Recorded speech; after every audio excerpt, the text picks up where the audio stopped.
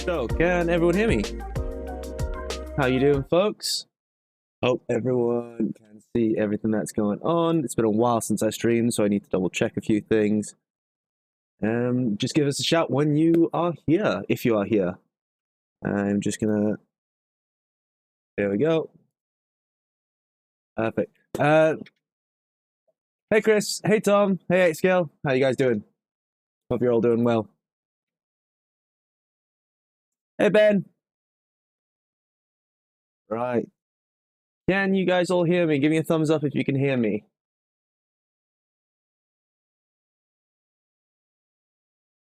Right. I know this is a bit of a different angle than you normally would be used to if you have watched me before. Sound is good. Perfect. Right. So,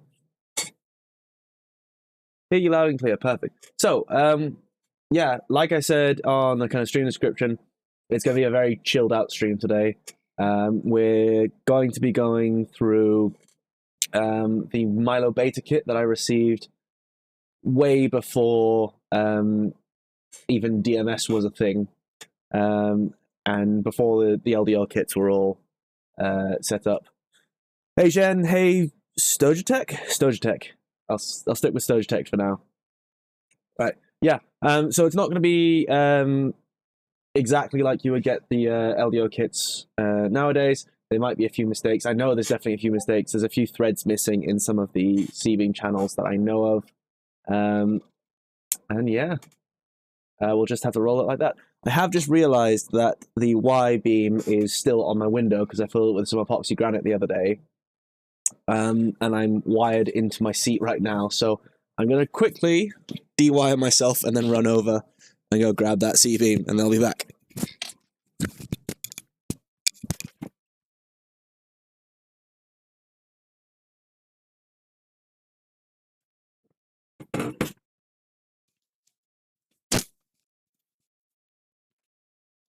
Right, there we go. Sorry about that, folks. Technical difficulties. If you need advice, I just completed mine. Perfect. I'm sure I will be fine. Hopefully. Hopefully. Right, so without further ado, let's get straight into this, shall we? Now, you can follow along on the top right of your screen. There should be something there. I know it's quite small, but if you want to, just head to the Millennium Machines website and you can follow along with the page that I'm on. A little thing to say. I started, you should be able to see that on screen, filling this with epoxy granite. It stank so bad because I'm using a polyester resin for it. It stank so bad I had to stop what I was doing, and I was wearing a breather at the time.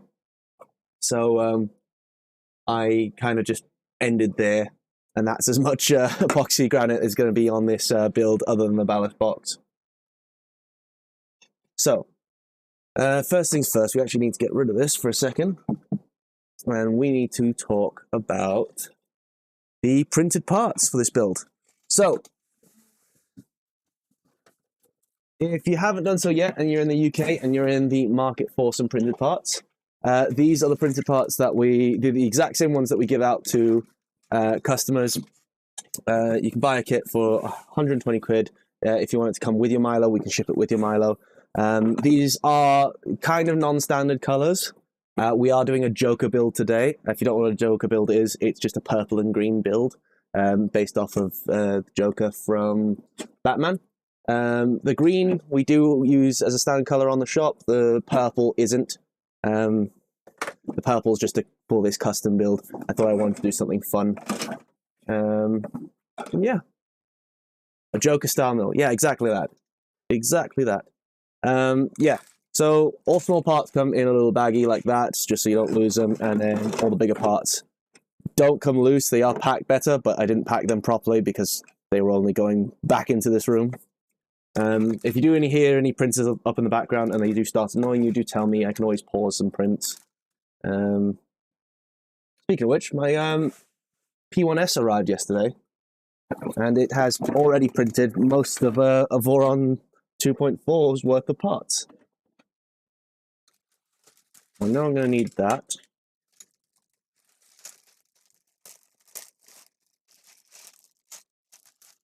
Well, what are the printer parts will I need? I'll need a few of these, even though I don't plan on using them, because we're going to be doing the raise build version, raise technique of installing the rails. I'll need a few of those.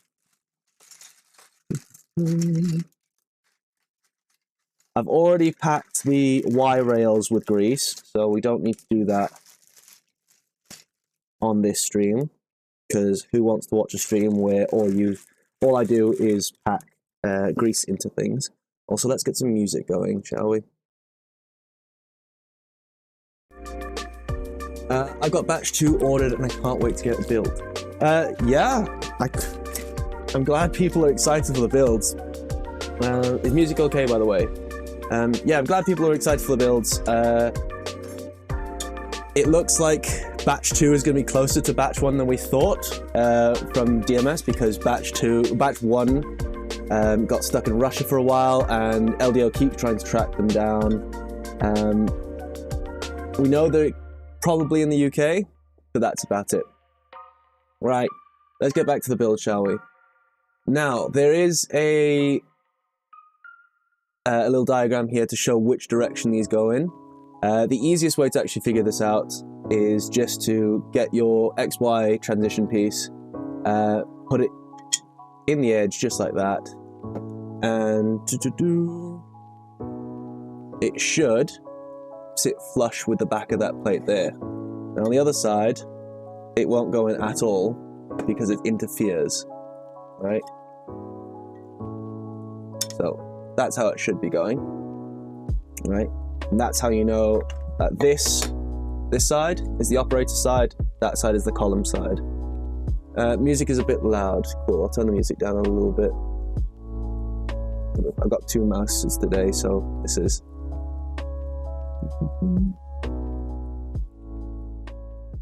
How's that for volume?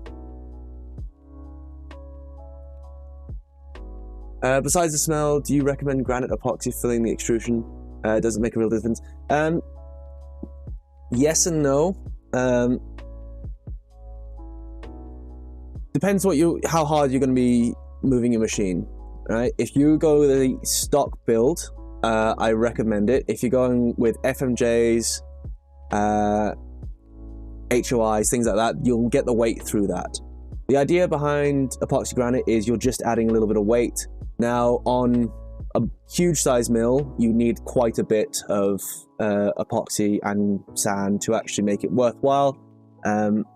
Because Milo's so small, that 1 kilo that you get from the ballast box accounts for like a 5% increase in weight, which is nothing to scoff at. Any weight at this size machine is good weight, effectively. Hey Alan, can't stay on at lunch, have to get back to shipping orders, but wanted to say hi. I'll check the recording later, sorry. YouTube overlays got in the way there. Sweet. Yeah, I've been doing the same. I've been getting ready. I have been printing in this room non-stop for like 2 weeks to get printed parts orders ready. Half the reason I got the bamboo was just to basically catch up with orders, because I fell really far behind at one stage. Right. So, if you don't know the raise method, it's instead of taking the carriages off the rails, what we're going to be doing is just going to leave them on, and we're going to be installing them like that.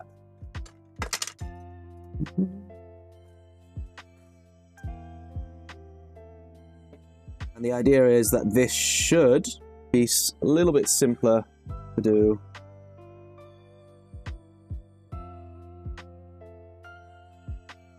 Do one side first and then we'll do the other. What do I need? This first time I'm actually following this guide, N3x5. N3x5. Yeah, if you've already built your machine, some of this packaging might look a little bit different. It is different to the final release version. This was the second beta that got sent to me. I did the full build on the first beta, but I never got around to doing the electronics on it. It's actually what I used to test Casa with. That doesn't even have a spindle on it or any electronics. Where's this fit?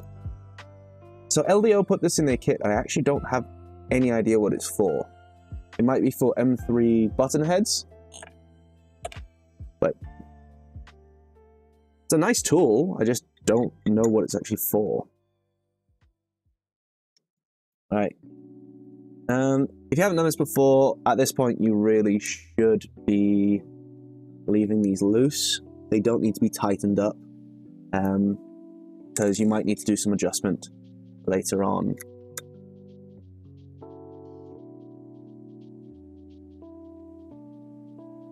It wasn't included in batch 1. Yeah, it's a weird tool. It might be from a tool that they included with some of the Voron kits. The strange one. Let's get you back.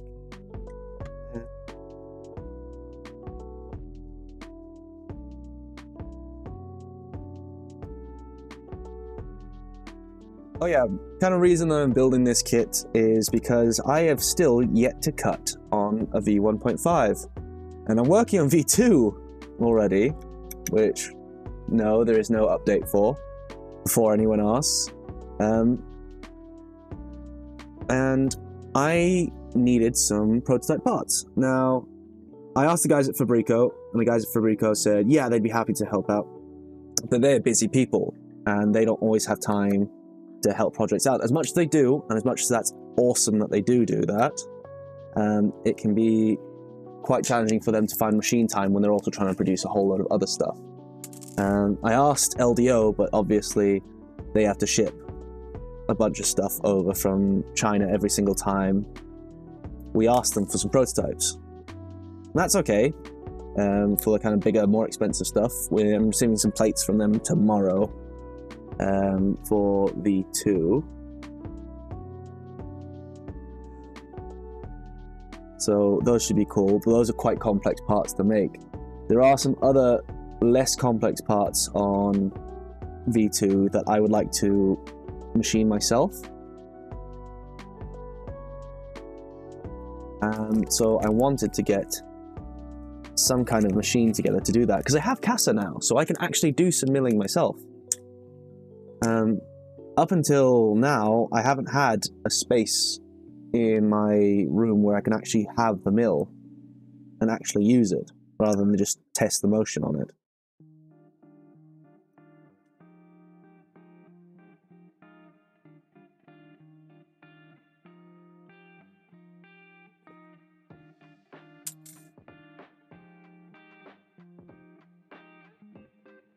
And then I'll also need the X-axis rails.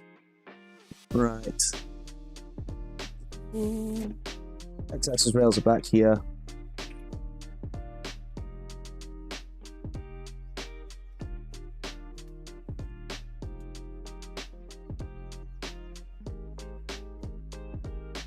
And I'll give you a quick rundown on how I grease these. I tend to grease rails.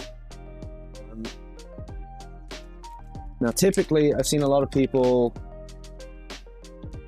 do it the kind of LDO Voron way, where they'll flip the rail over, they'll line the carriage up with one of the holes on the back of the rail, and then they'll squeeze grease into that hole, and it normally floods them out.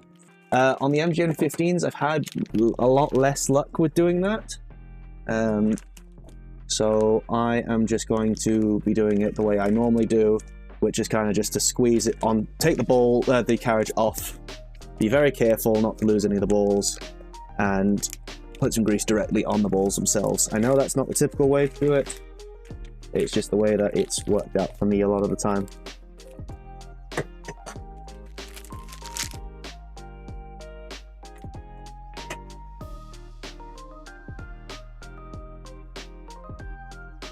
I'll do these two at a time because you want these to stay on the same rail that they came from.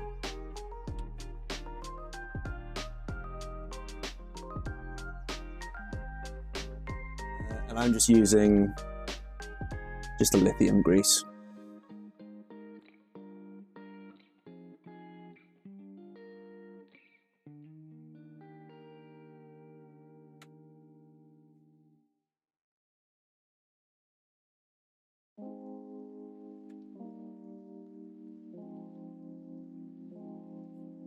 I mounted the rails to the X and Y C-beams first, and then mounted the carriages to the plate. That went pretty good. Yeah, that's the way I've done it in the past. And that's the way the manual says to do it. And that's the way I wrote the manual to do that. But it seems to be that the raise method is a very popular way of doing it. So I am going to be doing it that way for this build.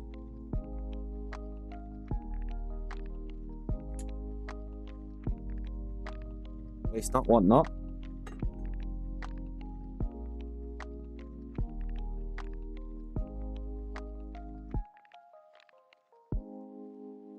I tend to do this 2 or 3 times per rail. Basically until it can hold position.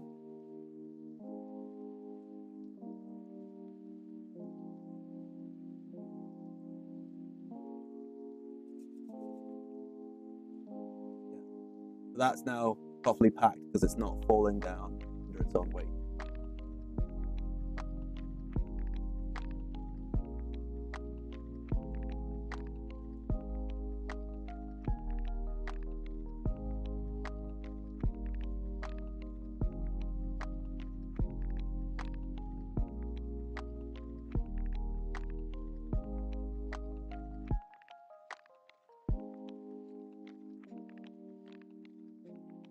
If this is your first time working with linear rails, I don't recommend doing it this way because it's really easy to lose the balls this way.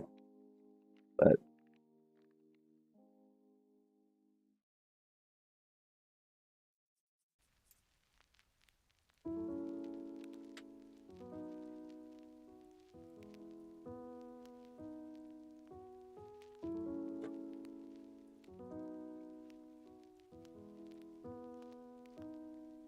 anyways, how is everyone doing today? Is anyone ready for their cereal soon? Do it like that once. Has anyone cut anything really cool, or has any plans to cut anything cool on Milo during their build?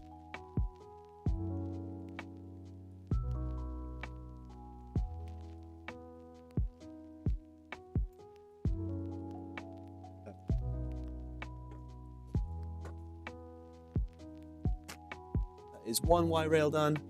I need to flash the firmware on mine.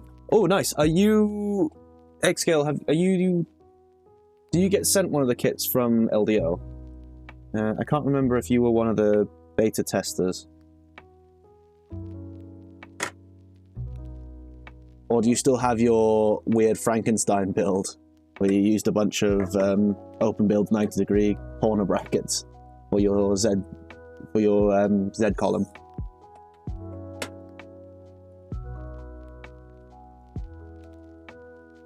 Well, that reminds me, actually. To anyone who's wondering, we will be at Smurf this year. It is in December, so this is quite an early announcement. By we, I mean the Millennium team, not DMS. DMS might have their own stand, but we need to talk about that separately at some stage with Dave. A bit more.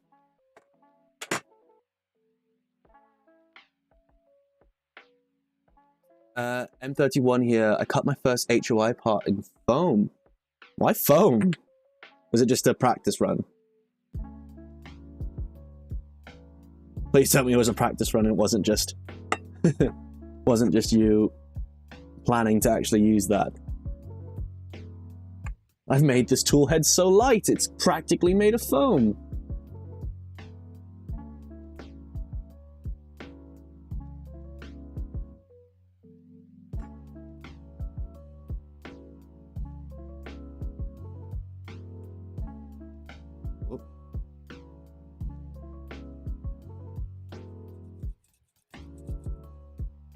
Perfect.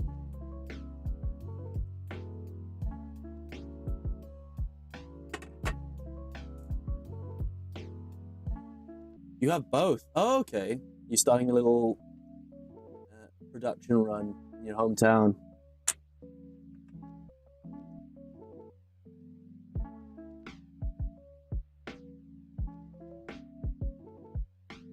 That is something I'm debating doing, because we are technically capable of producing our own parts once this is up and running.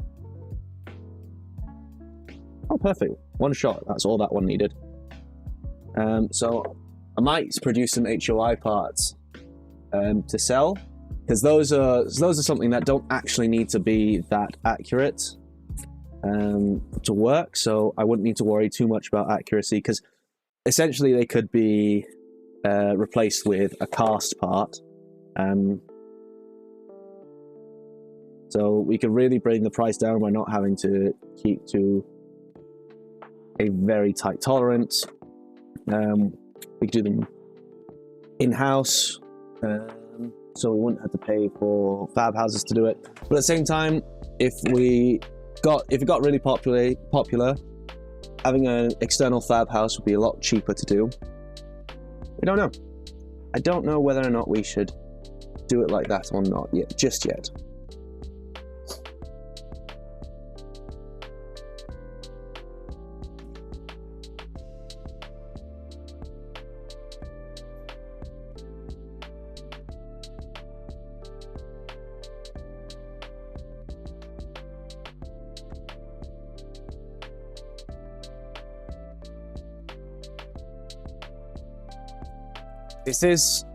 This step here is something I'm really looking at improving on V2. This can go wrong in certain ways if you're not keeping on it. So I'm hoping that on V2 we can fix that as an issue.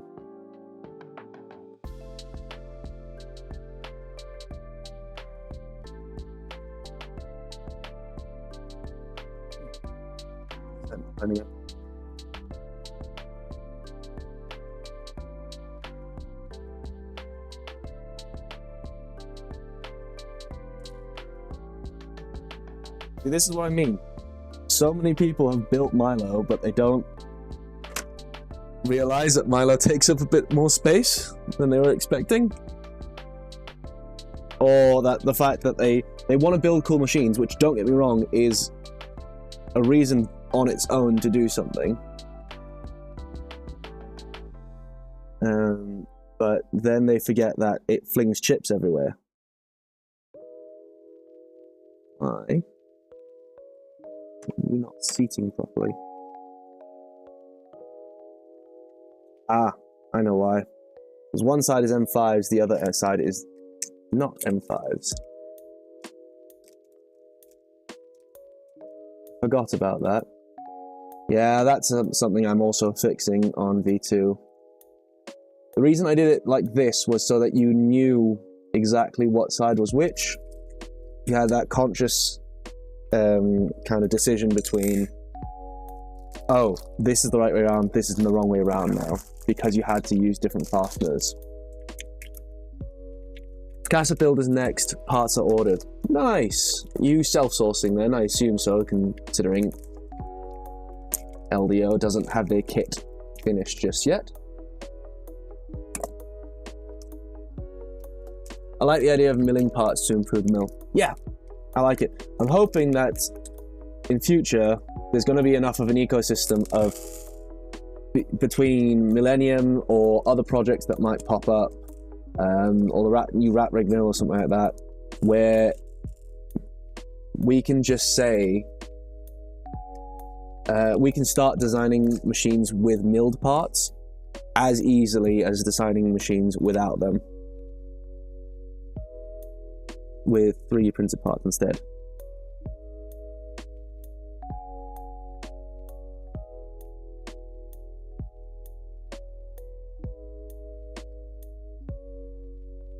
Yeah, it really does.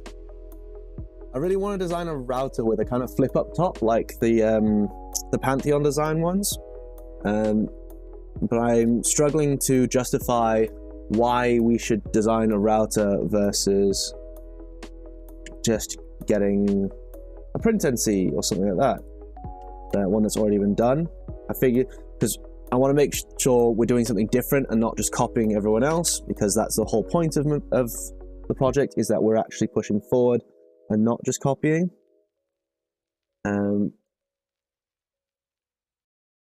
We're actually improving the state of things.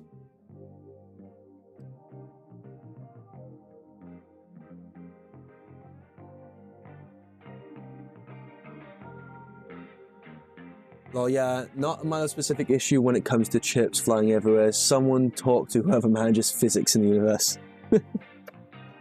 Hey, there's a whole group of people who tries to talk to that man. Well, thing, entity. Doesn't always work out for them. I think there's multiple groups, actually.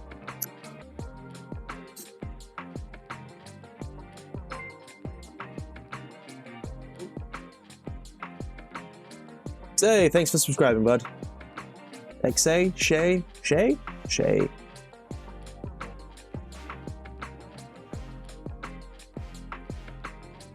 If my head ever gets in the way, just shout at me in chat.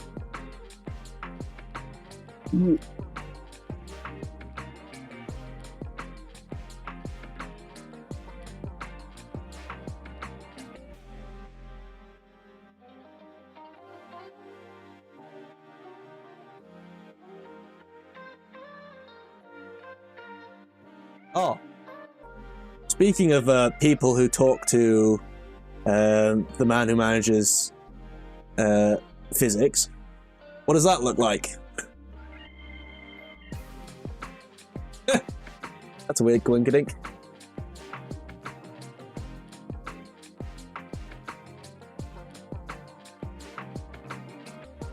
He's watching us. He's always watching.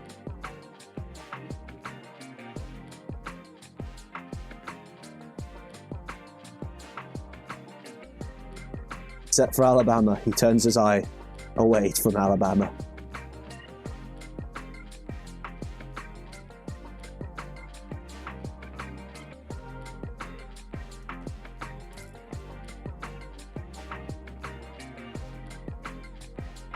Nearly done with what? Sorry, I must have missed something, or I've completely forgotten what the conversation was about. I like this, my ADHD kicks in and I just can't remember half of a conversation. I struggle sometimes to remember the beginning of conversations that only started 20 seconds before.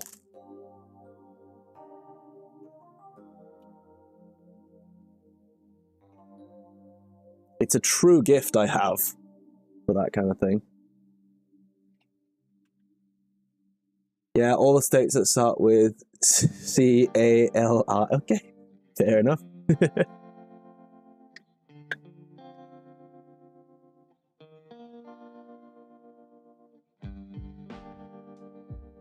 Isn't that all of them?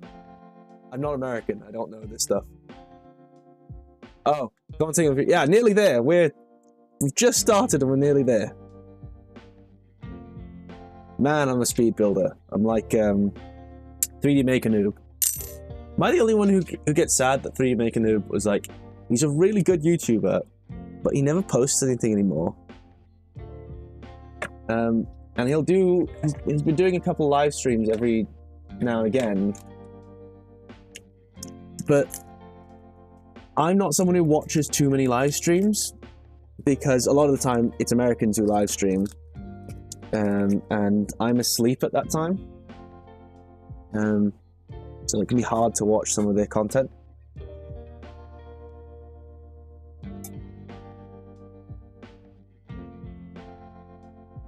Right, we're gonna need some heated inserts soon. Are they in here? Those are M3, M5. Just change your sleep schedule. I have a job. Remember, I technically have 3 jobs. I have my actual job where I'm an outdoor instructor. I have this job where I do all the DMS manufacturing side of things and warehousing side of things. And then I also design pretty much every machine that goes out and enclosure. My time is limited, man. I don't get to sleep otherwise. I need a soldering iron.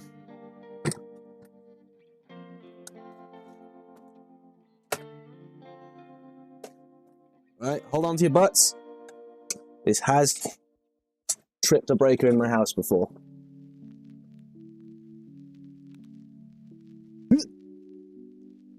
You okay? There's nothing exploded? Nothing's exploded. Perfect. Regarding heating inserts, is there a reason for the 3x3 insert in Casa with Voron style? 3x3 is the CNC kitchen style. I prefer them. I think they go in better than the Voron style ones. I don't know about Casa because it would be a pain to go through, and actually no, Casa doesn't have too many heating inserts. What we could do is we could design them for the deeper ones. I could probably go back through and design, extrude them out to 5mm, so they fit the 4mm heat insert sizes. And that way you can just choose which heat insert you want. Because it's not like, that's only a minimum depth that they have to be at to work.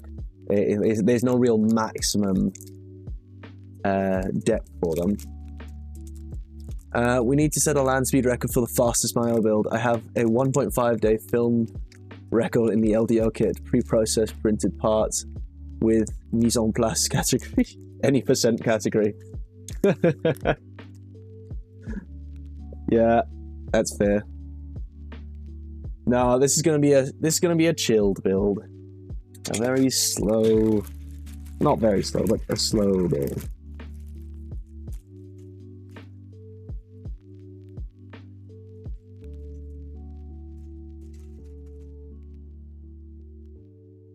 Well, add one more job, that's a solid 32 hours if you do 8 hours per job a day. I like it. Yeah, it's going to be a steady pace build. A lot of my other streams, I feel like they were rushed or something like that. Hence why I'm getting a bit of a liquid slowdown in my diet today.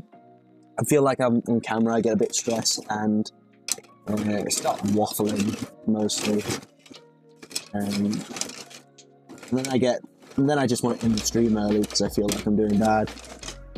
Whereas if we do it this way, it's just chilled, no worries about anything.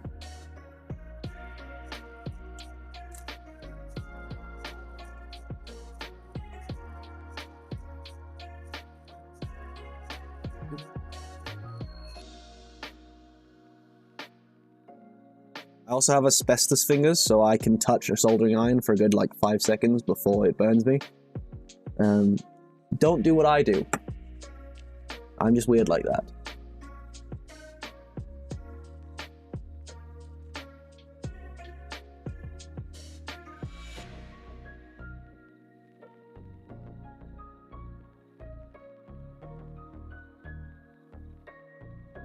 I'm definitely turning my soldering iron up to like 280.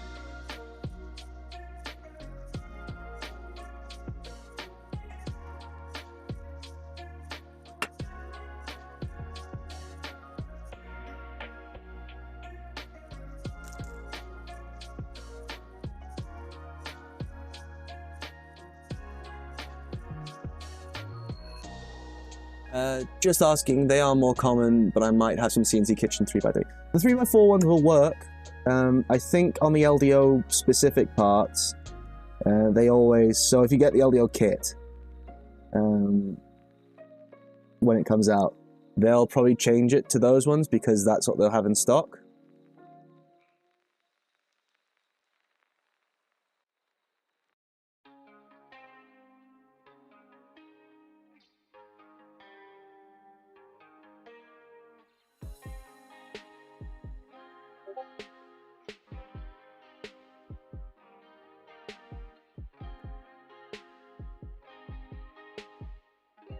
I really need to get myself a, is it called a VLMP? One that's seen, I think it's a VLMP. Yes, VLMP. I have a VLMP kit that thingy sent me, Vector 3D sent me. And I keep forgetting to mention it, so thank you to Vector 3D for sending that kit over to me. I really need to build it sometime. And also, he sent me a bunch a bunch of the CNC kitchen inserts. So if you have spare time, go give him a subscribe, shoot him a subscribe. Say thank you from the Milo team, and I will be building that VLMP at some stage when I'm not inundated with work. In other words, it will never get built. But thank you anyway.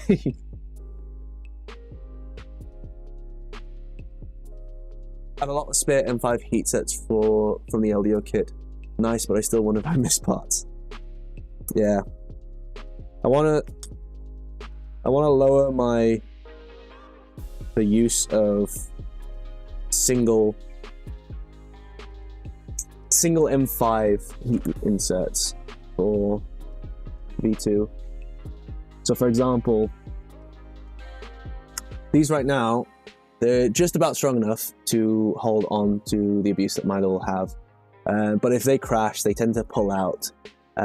Going forward, I'm going to try and go M3 heat inserts, 4 M3 bolts, so 2 per where an M5 would be, right, and have them pull through as much as I can make them.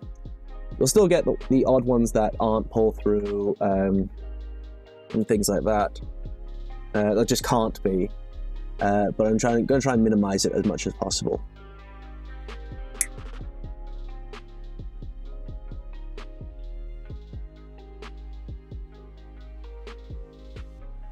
Sometimes it's just easier to do a pull-out version of them, because the pull-out versions just are easier to design. And if you're just mounting a fan like you do in Casa, or putting some feet on the bottom of something that's going to have all the weight pressed up against it and not pulling out, then it's not too bad to have. But the pull-out versions do tend to be a bit stronger. Ooh, I actually get to use this tool today.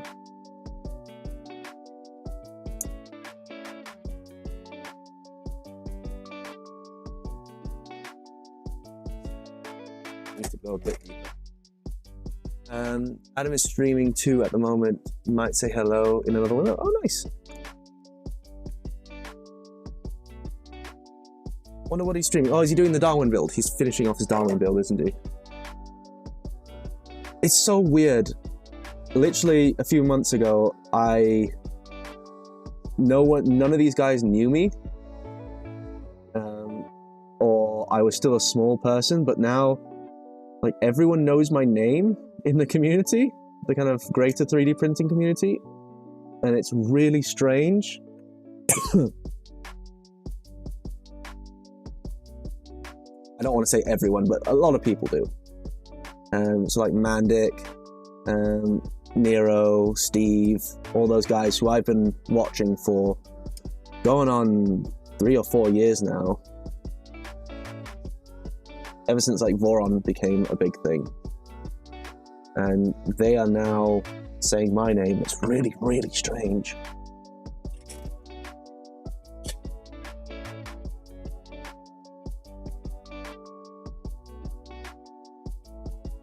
Thank you for the nuts. Yay! Just don't take that out of context. That's all I ask. Right, let's put this back down to 260. Got 250 actually. Right. So I know the LDO kit shipped with 2 different lengths of M3 insert. So the longer ones are for through-hole M3. The shorter ones are for blind hole M3. So, for example, on this piece, because these are blind holes, they have an end point to them. They use the shorter versions of them, and these don't actually see any real force. These are just for the anchor chain, the cable chain. Sorry. So they don't see very much force. They don't need any of the longer ones. I will say you can get away with just the smaller ones for everything most of the time, but yeah.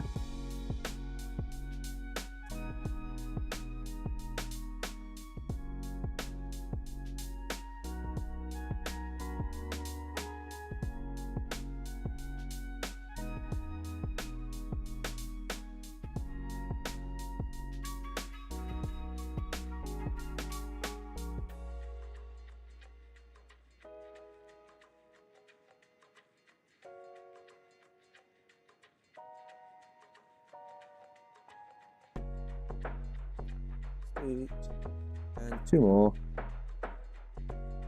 I think it was on the last build that I did. I put these 3 in, but I completely forgot about these 2. And got to installing the cable chain, and the y-axis was already attached to the electronics table.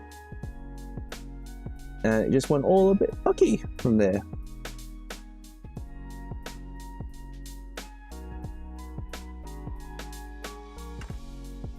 Sweet. That should be all the ones I need to worry about for now.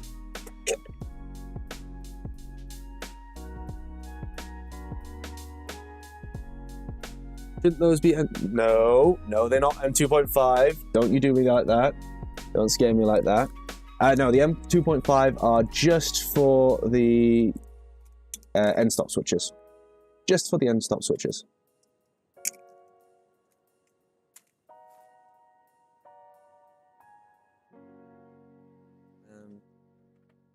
What is next step? There we go. Need some M3x20 and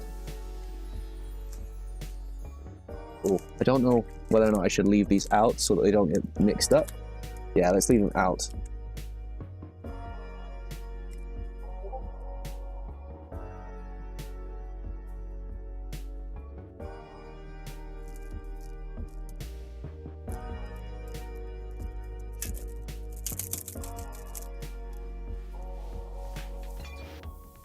Ooh. I'm so tired, guys. I spent the last week doing canoe training for work. I know that sounds like it's not very much, but it's 3 days straight of just either sitting in a classroom listening to someone talk about stuff that you already know, or paddling hard for 12 hours straight without much of a break in the freezing cold and having to do rescue drills and things like that. Only 4 of these.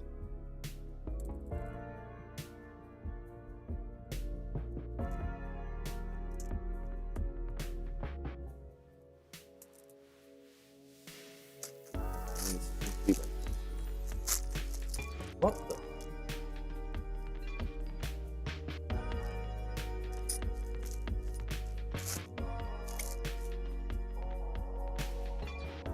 Oh, let's look in my goodie box, shall I? M3x20. Socket head cap screws.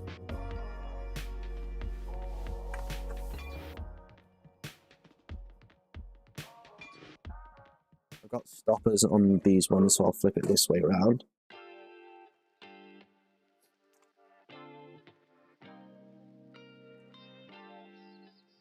Let's go there. Oh. I did the classic mistake of putting these rear ones in. You don't need these.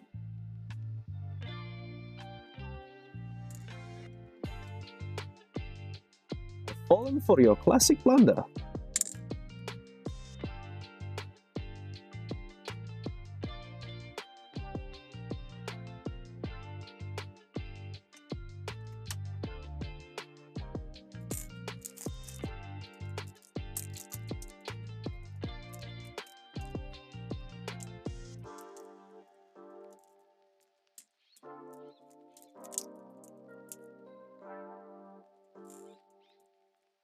Was Jesse here earlier? I swear I saw Jesse's name in chat earlier.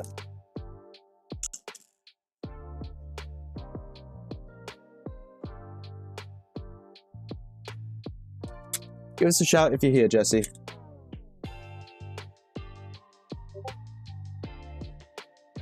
I see him in the Discord.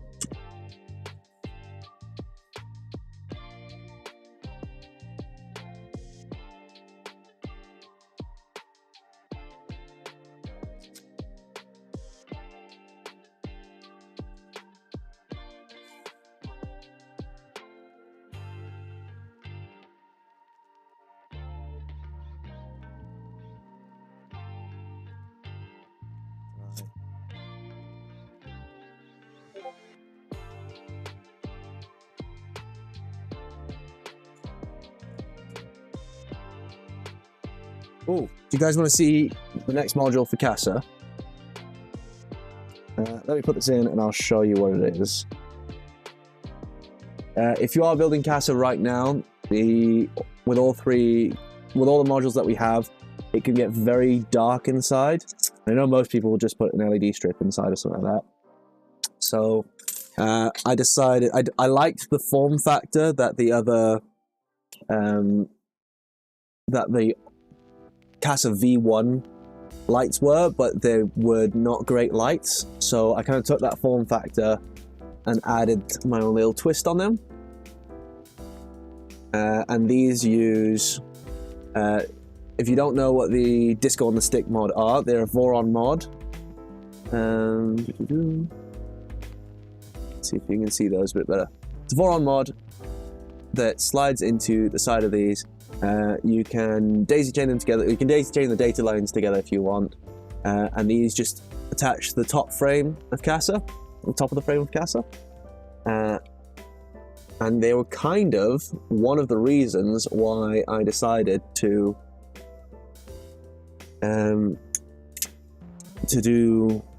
build this kit, because I need to put the electronics in Casa so I can actually get the lights wired up properly.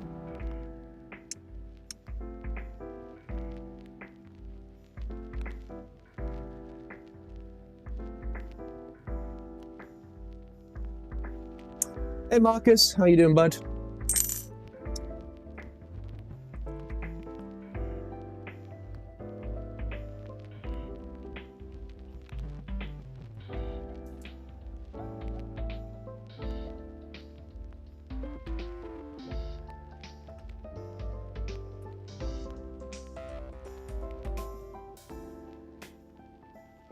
Already done some of that.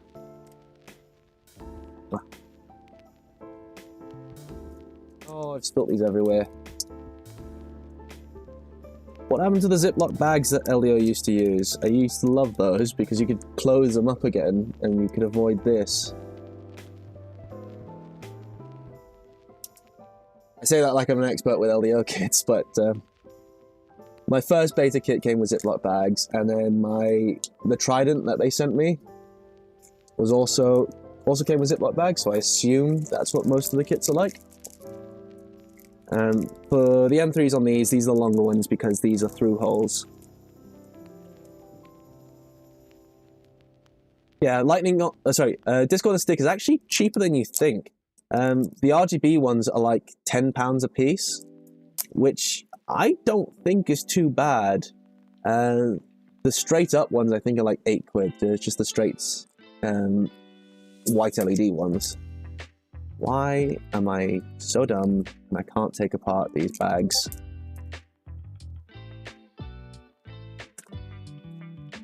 Hey Davo, lights will be huge. Couldn't believe how dark it was in the top panel on last night.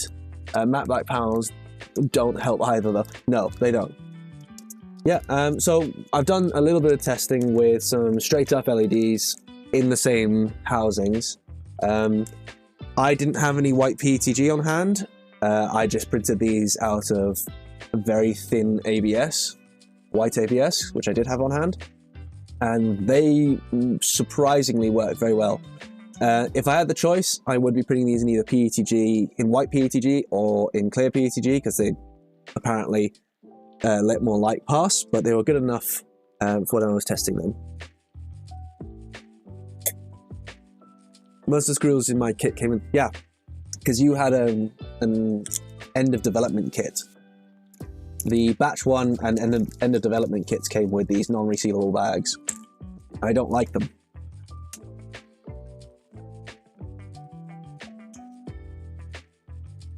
Because parts just go everywhere. And you can't, the worst part is you can't put parts back in the box.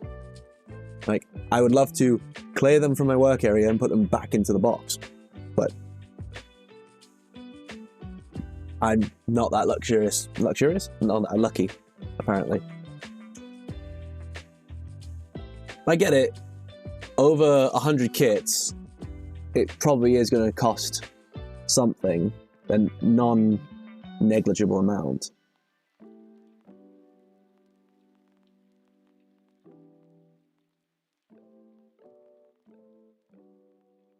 And these can probably be packed automatically somehow using a screw counter or a fastener counting machine.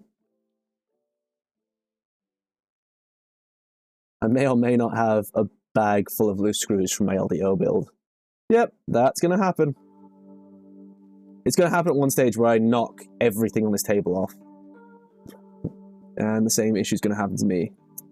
Luckily, because I've now built like 4 different Milos, I built 4 V1.5s. I haven't used any of them to cut any metal.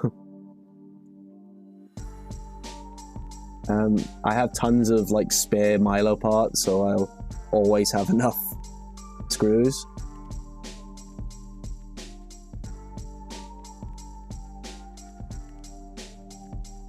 Speaking about screws, for people who do know Castle or have looked into V2, you will know that V2 comes with a lot of screws, a lot of M3x10 screws. Is that better for you guys? Do you prefer it to have very few deviations of screw, but have a lot of the same one?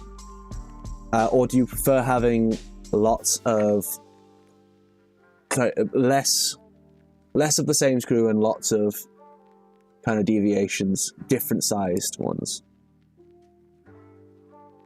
Personally, I prefer having just one size or as close to one size as possible. That way, if I do lose a pack or something like that, I know that it's most likely that I can just buy that size and it will work. Yeah, less types of screws. Yeah, it's something I'm focusing on. V1.5 has way too many different types of screws, in my opinion.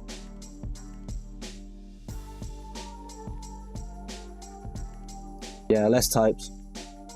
Also, M3x10 screws are cheap. I think you can buy all of them, all the ones you need for Casa, for 20-30 quid on Accu. That's in the UK. Accu's a supplier we have in the UK. Same as the US have, like McMaster Car and all that. We have Accu.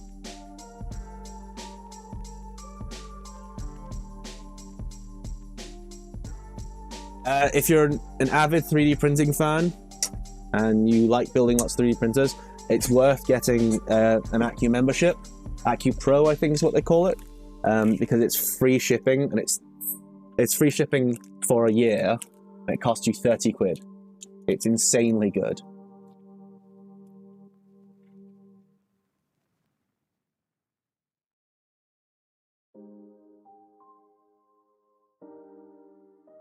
Standard sizing makes building easier for sure. Are you talking about screws? Screws still. So, see, this is the thing I didn't know until Steve said it. A lot of the screw types that I've given aren't standard screws in the US, or they're harder to get. Like an M3x14, I think, isn't a standard size screw.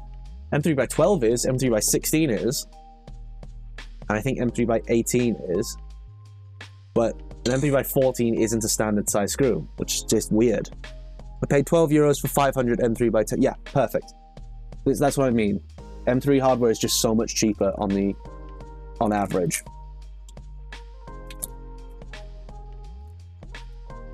It's a pity that the T-nuts that are M3 are slightly more expensive than the M5 ones, unless you're willing to buy them through AliExpress, and then the AliExpress ones are really cheap. But then you have to wait for them to come.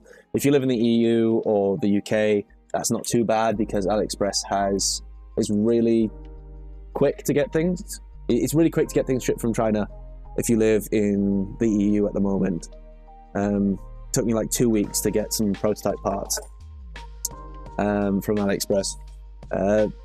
If you live in the US though, because of the trade sanctions that they have over there, or not trade sanctions, trade embargo or something, it's a lot harder for you guys to get things. It takes a lot longer. So for once, the UK actually has it nicer than the States.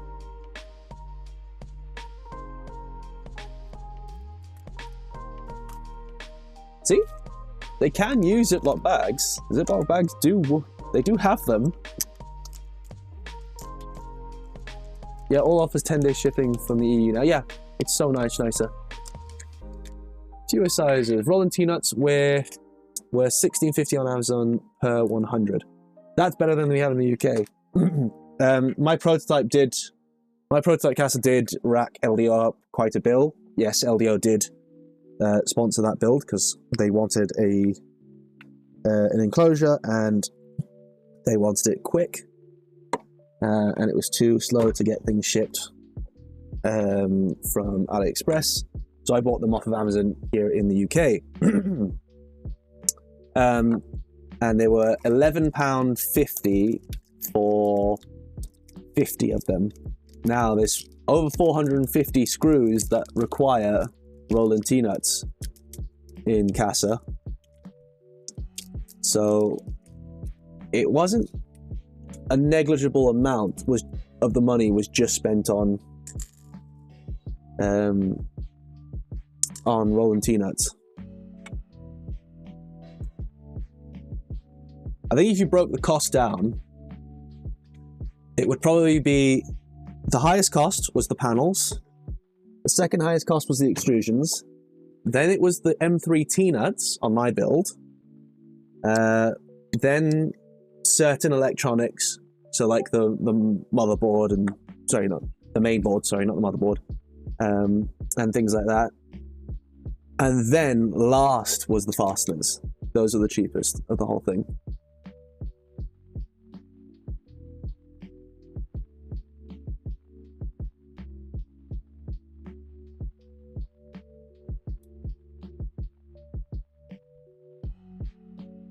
So for these bits here, generally I use the motor side as my fixed side, and then I use the other side as my non-fixed side. The reason I do it like that is because I think it's a bit easier to access when the motor's not in the way, but you could loosen this side up and make that the fixed side if you wanted to. It's up to you at the end of the day. I will put some Loctite on these though.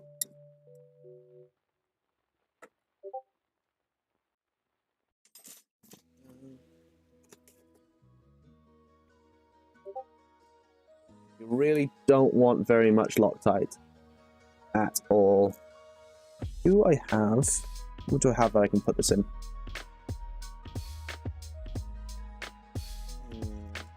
Can't put this on the table because it's a laminate table and I don't know what it will do to it.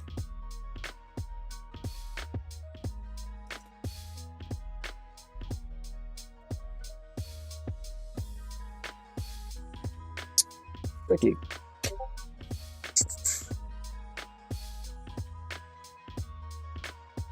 What do I have in my immediate area that I don't mind getting destroyed?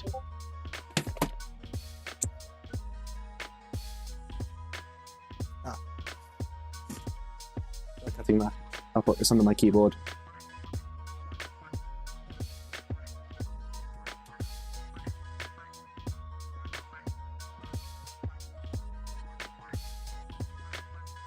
The way I do this is I tend to just put a drop onto a surface and then I apply it.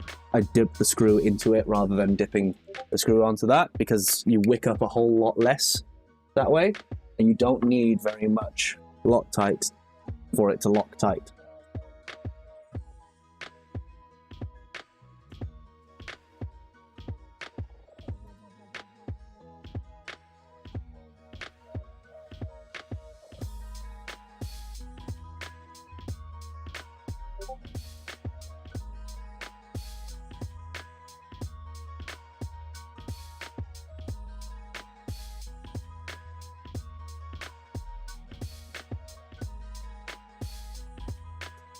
Right, 17 people watching. Lovely to see you all. Hope you're all having a great day. If you like what we do over here, don't forget to smash the like button. Oh, I hate saying that, but just give us a like if you like what we're doing, and possibly tell your friends. If you don't want to tell your friends, I'm not your mother. Oh, cheers, Xscale. Hope you have a good day, dude. That's one side done. I'm going to leave this side unloctited for now, just because when we do the preload checking, we won't need to worry about it. Well, we can do it then. I have less of a risk of getting Loctite on plastic parts. Damn. 2 good catches tonight. I'm on a roll.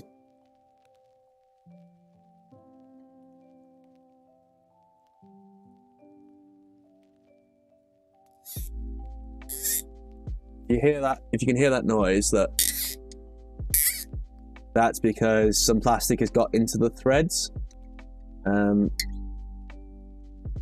kind of want to be careful with that because you can end up galling your threads up, believe it or not. And it's not because the plastic's got into the threads, it's because the plastic is pushing the screw to cross thread. So if you do hear that sound, back it off, clear it out if you can, and then go again.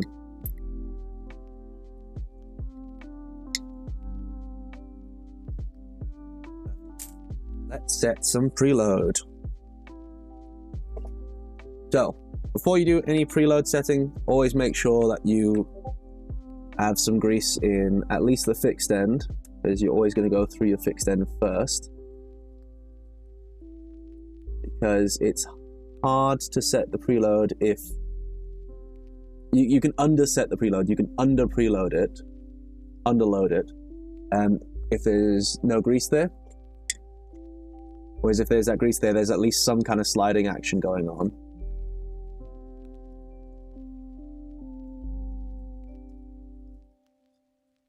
Yeah, it's not a nice noise, is it, Thomas? I will admit to that.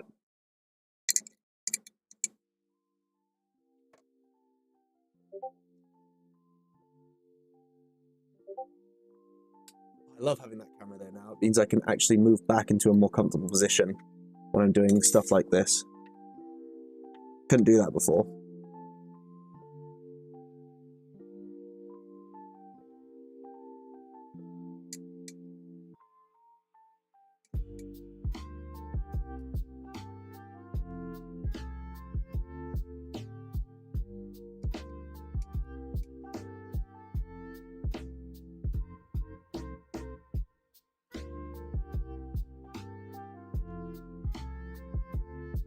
Is that the cloth?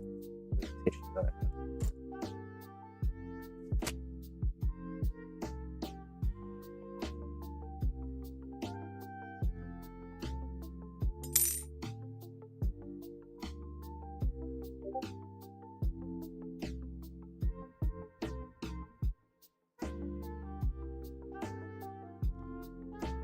If you want to be really extra, you can do is you can get a drill, clamp it onto the end, put a bit of grease. If you're moving the screw in that direction, put it on the opposite side, and that will pull the grease through the whole setup and grease your rod. For now, I'm going to leave it. I'm going to add some extra grease when it comes time to moving the whole gantry system. And what I'll do for now is I'll take one screw out at a time on the adjusting side, and I'll put some Loctite on it.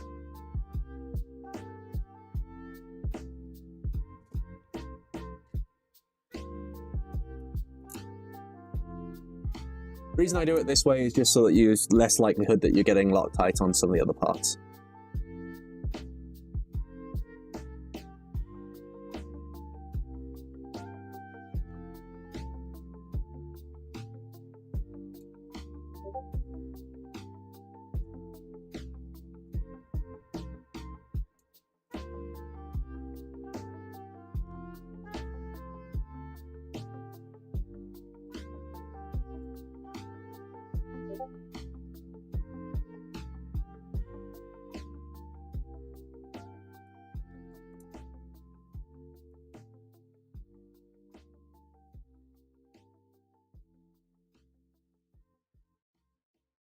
Tracking this camera is not great down low, is it? I'm going to try and physically move it. Give us 1 second. Because I tend to slouch a bit when I'm building. Hopefully it tracks a little better now. Go.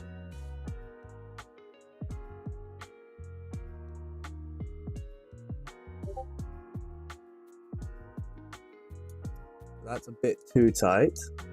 I'm gonna back it off at 1/8 of a turn.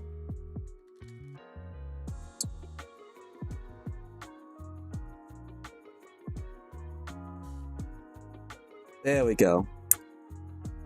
I think that's just about right.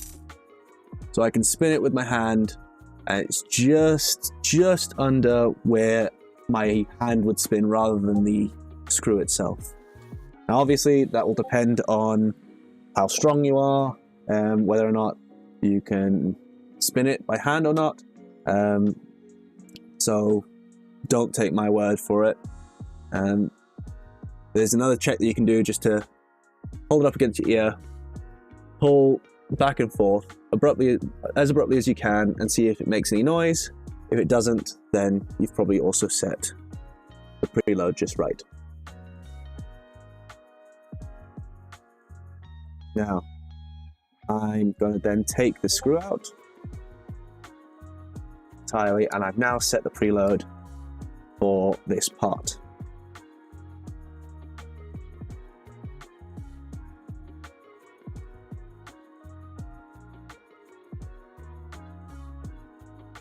I'm going to do the thing I said I wasn't going to do, and I'm going to get my Ugga Dugga gun out.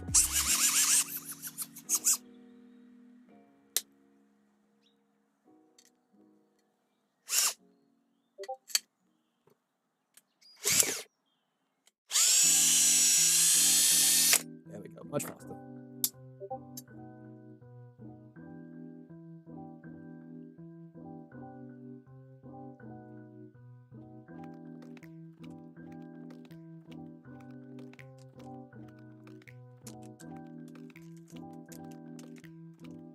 Right, and now same thing again on the other side.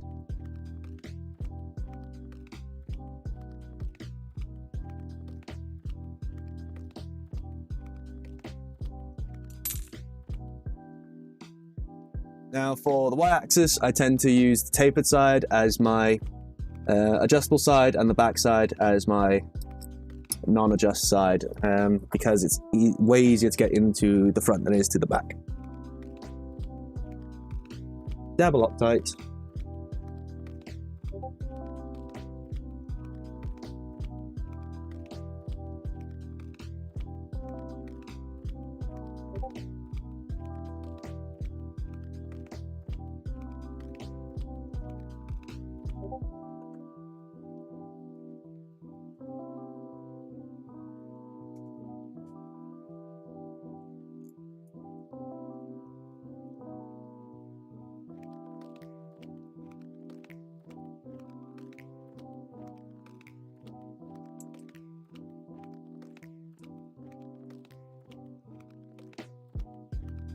Quick little cinch down. Try not to over tighten it, because it will pull the inserts out otherwise. You don't want those coming out. And at this point, remember, fixed side always gets some lubrication.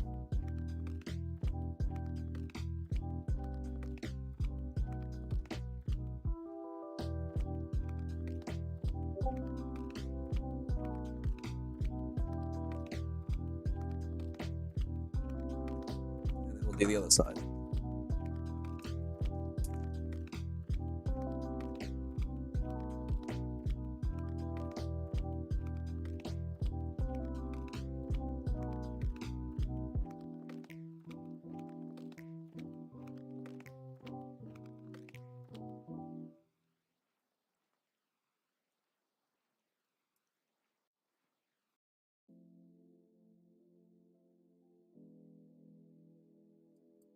Sweet. Right. So, random questions. Very important question for you all. We'll make it 2 questions. Question A, right? Question A, really, really important question. What is the biggest animal that you think, and be realistic, what's the biggest animal you think that you could take in a fight? Second really important question.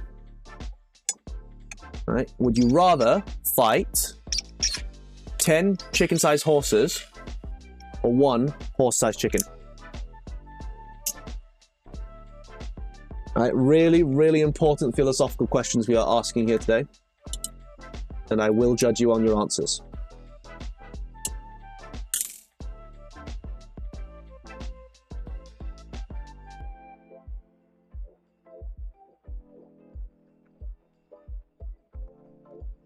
The largest animal that you can fight, realistically, that you could take in a fight,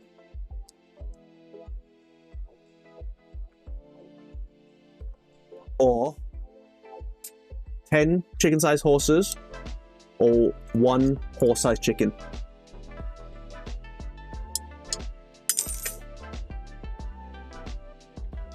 Set there, so I'm going to put some Loctite on him.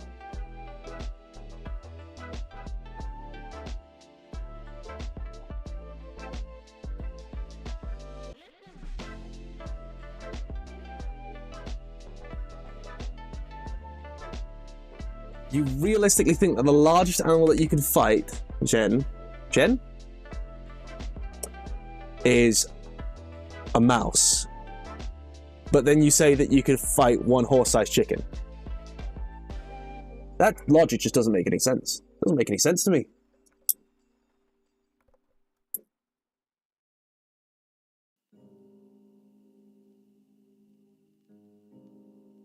I'd go with the horses, and I once defended my kebab from a seagull. It's a rite of passage for any English person to fight off a seagull at some stage. The fact that you did it with a kebab, I salute you. I salute you. It's a big mouse. Fair enough.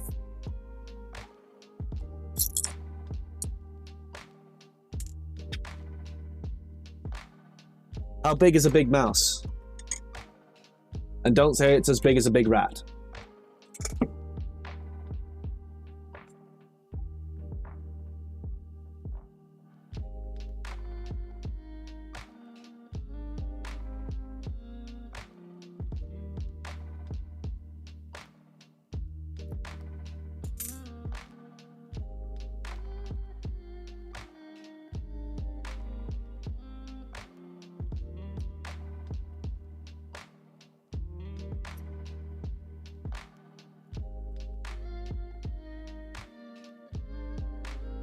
There we go. Right, preload is set on that one.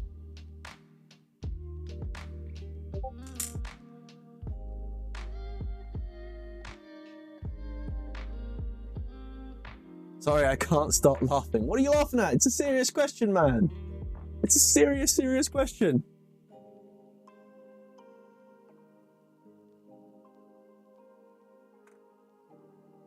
This is no laughing matter.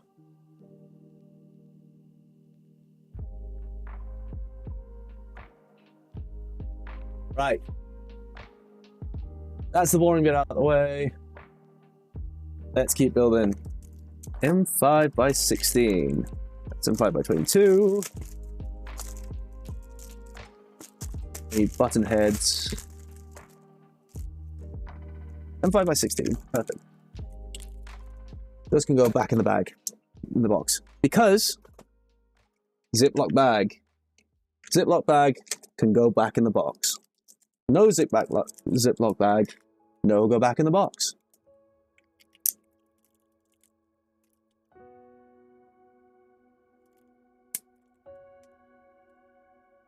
I'll take Bambi on and 10 chicken-sized horses, I think.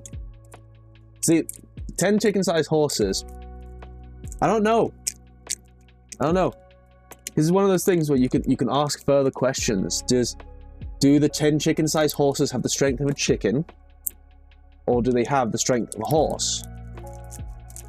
Because if they have the strength of a horse, then I'd happily take on the chicken-sized horse. Sorry, the horse-sized chicken. Look up Peter Big-Footed Mouse. I wonder if you know anyone who can 3D print your screw organizer. I know a few people. I am just very hard pressed for machine time at the moment. This is like the one time that I have only no printers going. So I've just finished a print on the Bamboo Labs, which only arrived yesterday. The Trident is down because I kept mucking with it.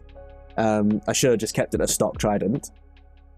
The two Cheedy techs have just finished prints about half an hour before I started streaming.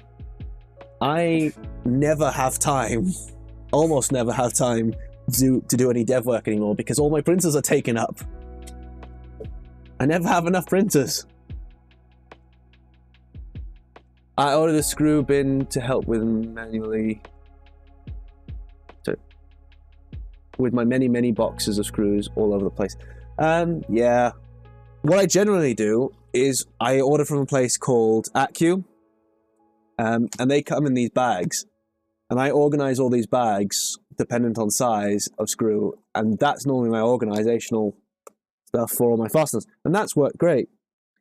It's when I have kits and things that come in that have all their own little baggies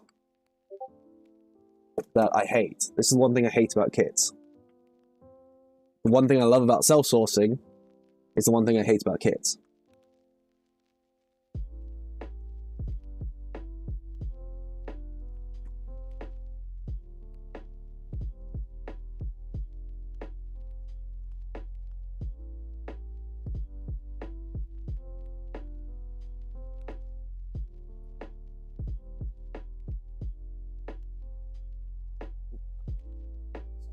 There we go.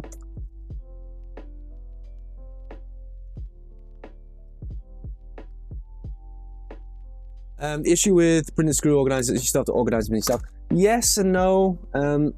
If you printed out printed screw organizers before your build, you could just go through every single one of these as you open them for your build and just dump them into the box. So you can organize them on the go. If you're trying to organize a big box of screws where you just have random screws in a box, yeah, that can be a pain.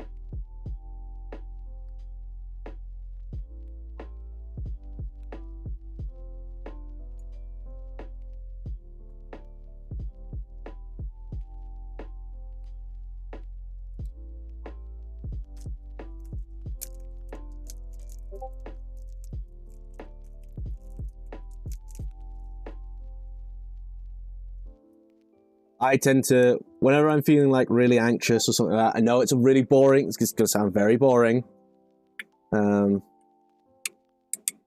Whenever I'm feeling really anxious or I just need to take my mind off some stuff for a little bit, I go through I have like a little bin that I keep under this desk over here, where I just, if I don't feel like organizing screws, I'll just dump it in there.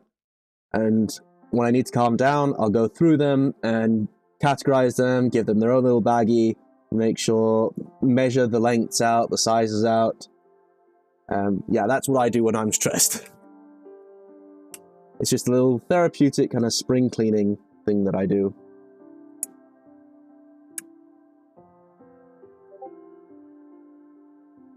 I did the mandatory Steve builds hex trays in the matching colors, of course. Of course. Oh, speaking of which, when we were talking about the color scheme for this one, there was only like 6 people in chat. So welcome to everyone who has joined the stream late. It's no worries at all. I'm glad to have you here. But these, if you don't know what's going on, we are doing a Joker theme build. So all the Joker colors, the purple and green. I might go ahead and reprint that with the Heath Ledger face, but I don't know whether or not I'm wanting to get that involved. I'm also going to be replacing this piece as quickly as possible because I'm going to do an HOI mod, but we're going to do all stock for now.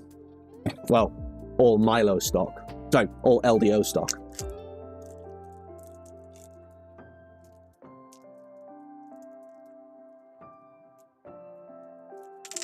Where is my cider? Here's my cider.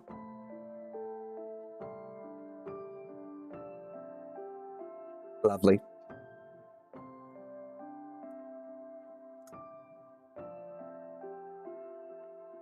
Right, as the last set of questions seem to have got a whole load of people thinking and interacting, here's another question for you guys. Right, if you can commit one crime, and then that crime will never ever be committed ever again, right? You have to commit it, and then it will never be committed ever again. What would it be?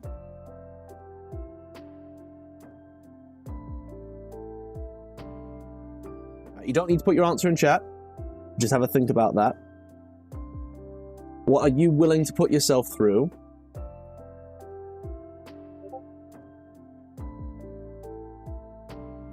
so that it never happens to anyone else ever again?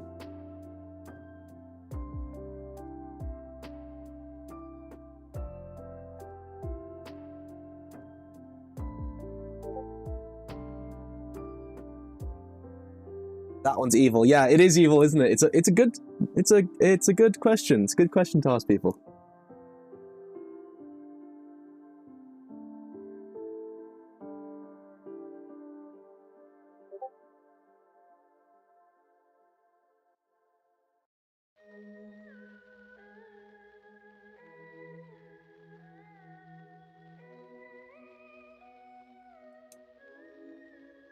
Davo, putting toilet paper the wrong way around the holder. What is the wrong way around the holder? What is the wrong way around the holder?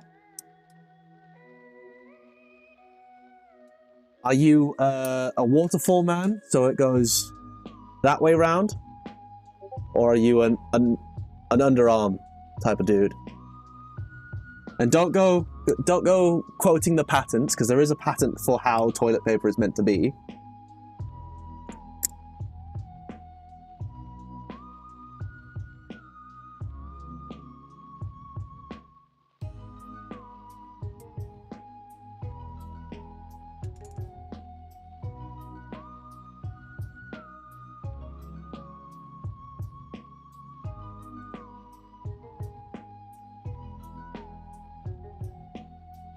Waterfall all day. I don't think I agree with you. I don't think I agree with you there. I'm an underarm dude.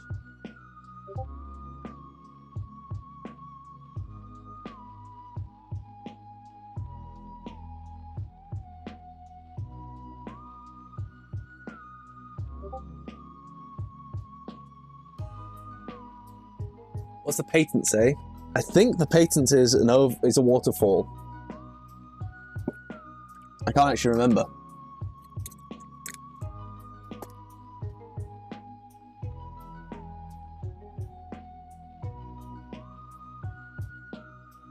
Right, let's move this out of the way for now.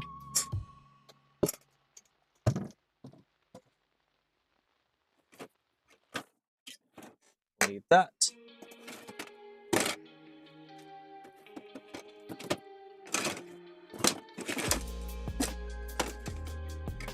There it is.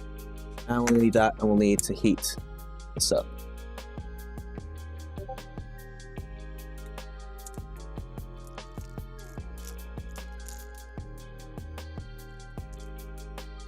More people saying waterfall. I don't know. I'm a yank and hold type of person, and I feel like if you did a waterfall, there's a chance for the hold part not to work as well, and you just end up with a bathroom full of toilet paper on the floor.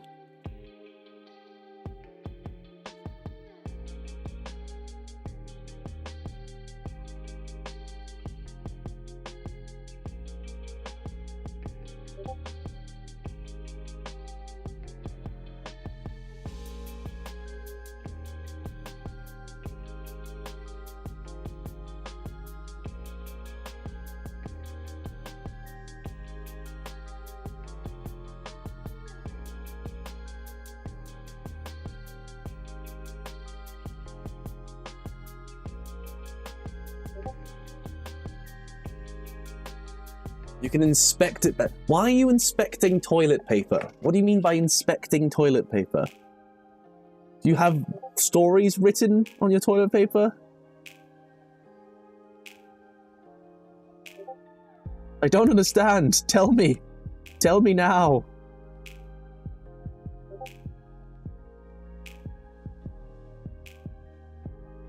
Je comprends pas.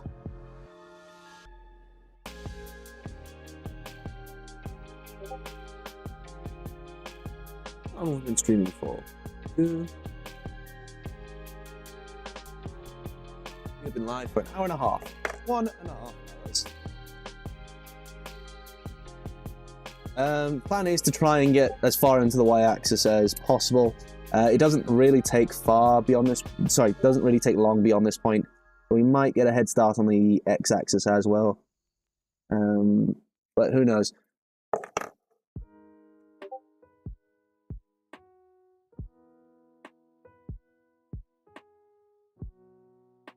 Oh, some good news on the DMS front. The V2 kits, sorry, the V02 kits, the V02 kits have arrived. We've already sold our first one that has shipped. We're still waiting on the Milo V1.5 kits to arrive. They're stuck in some hellhole. LDO is trying to solve it. Apologies for the wait for some people. We are going to get them out as soon as we possibly can. For the people in batch 2, those are going to be coming with a different company from what we've been told from LDO, so you hopefully won't have any of the same issues.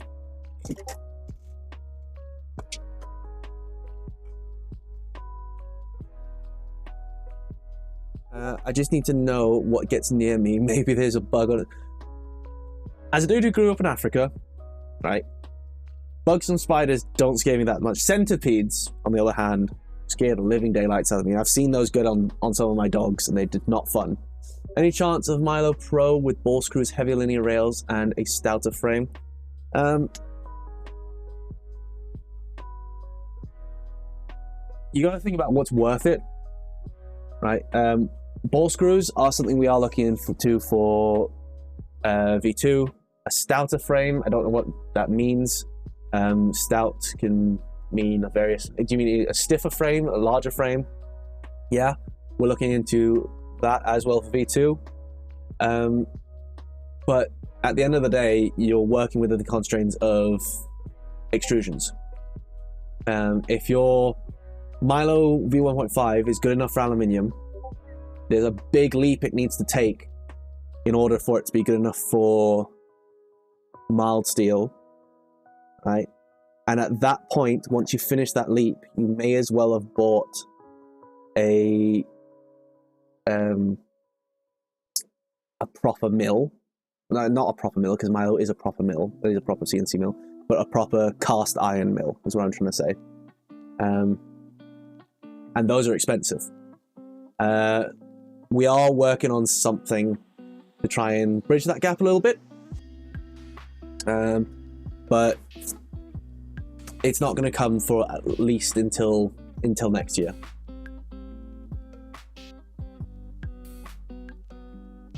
That was really bad luck for your batch 1 kits. I got mine from 3DO weeks ago. Yeah. We are currently with a company the only company that can sell in the UK, and we're the only company that doesn't have kits available straight away. It is what it is. It is just unfortunately what it is. It do be what it do. Need some M2.5 people inserts.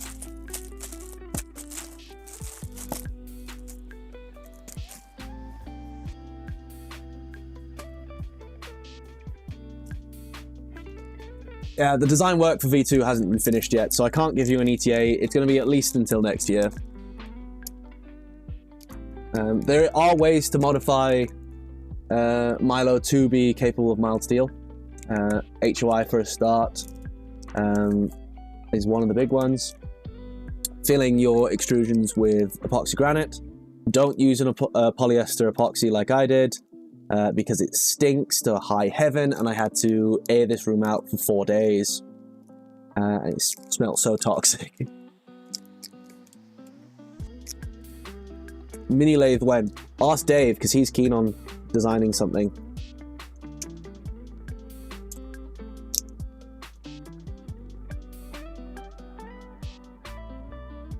He's very keen on designing something.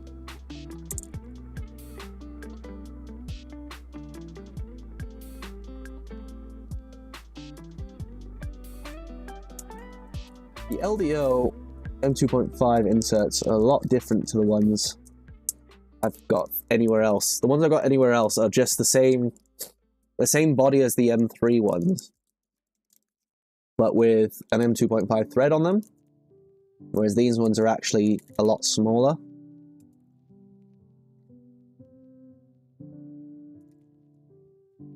Shouldn't cause any difference. I mean, the switch is just a stationary piece anyway. Yes, Milo lathe. No. No. Everything's going to have a different name for a start. Huh. I think this might be my first encounter with one of those weird...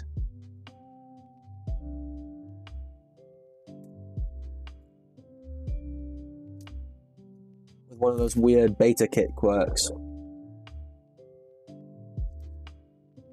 Where did I put the ones I just used? Because these are tiny. And I know the ones that come with the main kit aren't this small.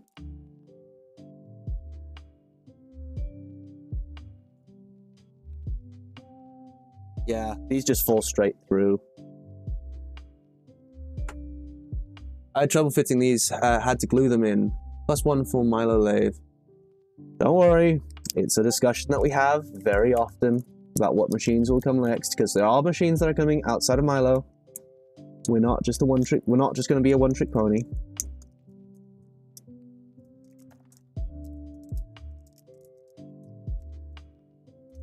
Speaking of machines outside of Milo, big shout out to the Rat Rig guys who actually added the acknowledgements for the Millennium team.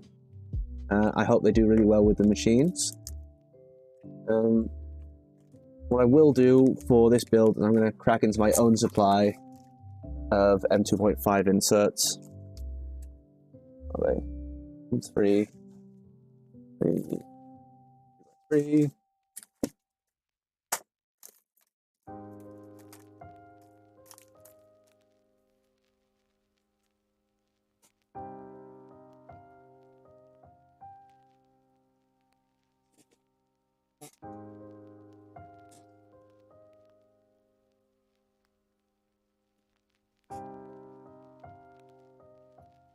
Where are my M2.5s?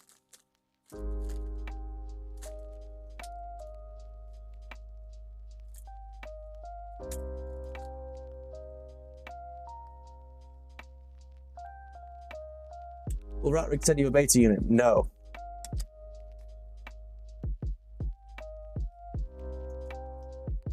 I don't really want a beta unit, to be fair.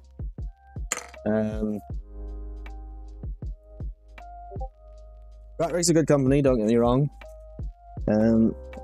But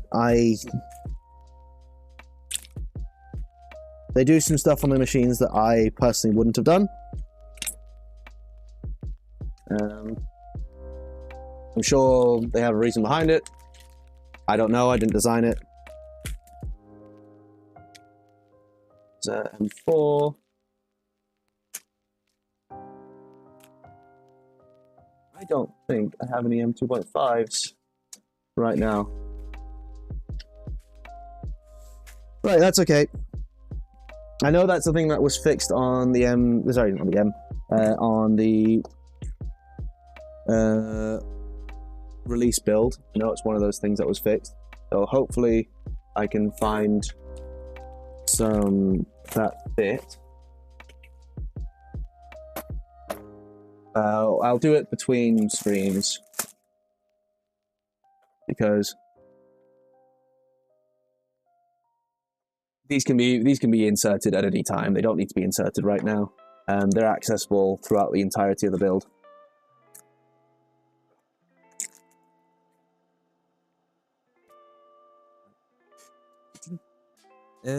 I need to escape to the box at the back of the room. Because that has all my parts in it. And yes, you can finally see the size that this room is. It is tiny. What am I looking for? What was I looking for?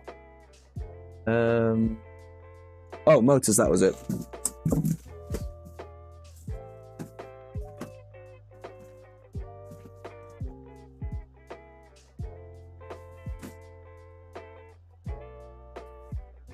Hey!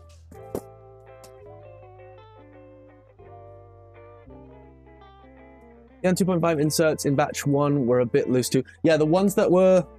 I know the ones that are a bit loose and the STL has been fixed for them. But they weren't this small that they actually fell through the holes before being heated.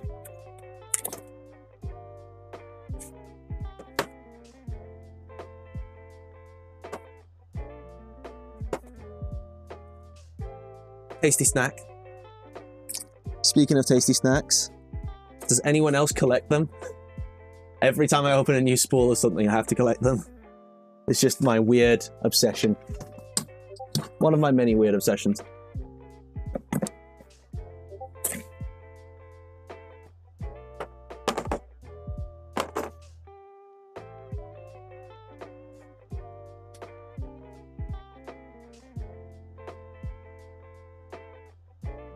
Yeah, you can press fit them without the heat set on them for the original one. The STL definitely has been fixed for that. I think the holes have been made a bit smaller. It's one of the reasons I prefer, personally, I prefer the CNC Kitchen ones, because that's not an issue with the CNC Kitchen ones. Because the M3 external size of the M3 and the M2.5 ones are the same. The size you actually need.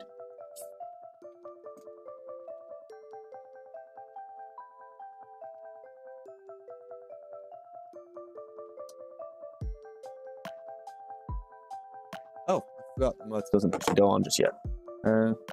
We need this bit.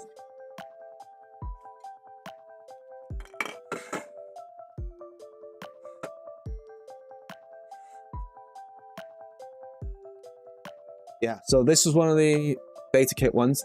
There was an issue with this. If you don't know already because you missed the beginning of the stream, this is a bit of epoxy granite in here. It stunk so bad that I had to stop doing it. There's only threaded holes. This is part of the beta kit. There's only threaded holes on these two holes here. I need to add some more on these two bottom ones. Just for the front though, the back is fine with just the two.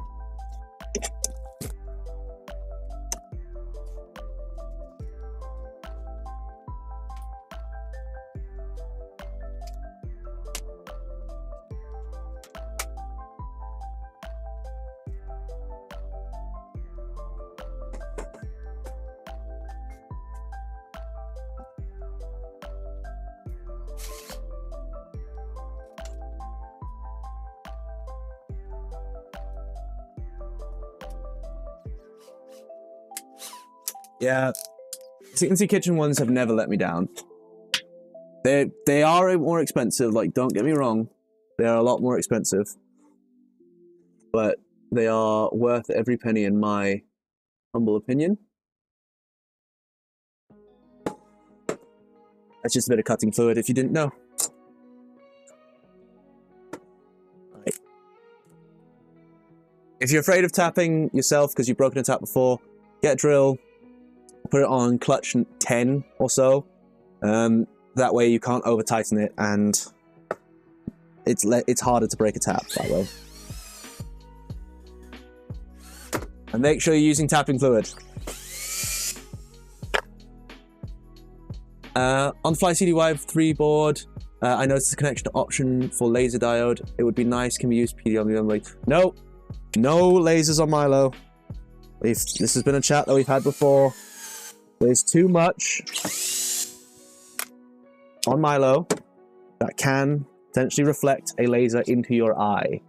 Please do not use lasers on Milo. Do not build your own laser unless you are using specific, a specific cover that works at an industrial level, right, with the wavelength of your laser. Please do not put a laser on Milo, right?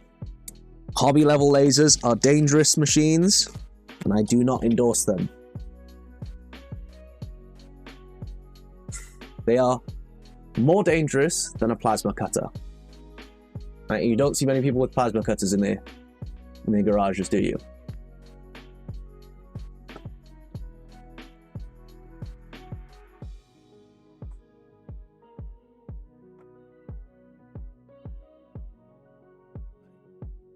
Size screws. Yeah. M5 by 12.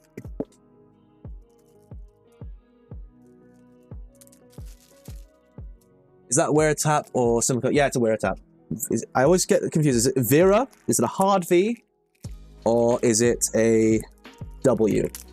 Because everyone always pronounces it differently. Vera makes some really good stuff. They make these Allen keys. They're so good, but I hate the coverings on them. Because these coverings... Let's get you a bit closer, shall we? These coverings warp over time. You can see how chewed up these have become. And it makes them so hard to put back in or to get into holes. And they're also too thick to fit into some blind holes. So if you're going to buy a set of these, buy a set of cheapo ones as well. Because the cheapo ones are what you're going to be using to do blind holes with. Which if you're doing Casa has a lot of blind holes. So you should really be using it for that. I've got a plasma table in my garage along with a laser. That's fine. It's just not something typically you'd find for a hobbyist.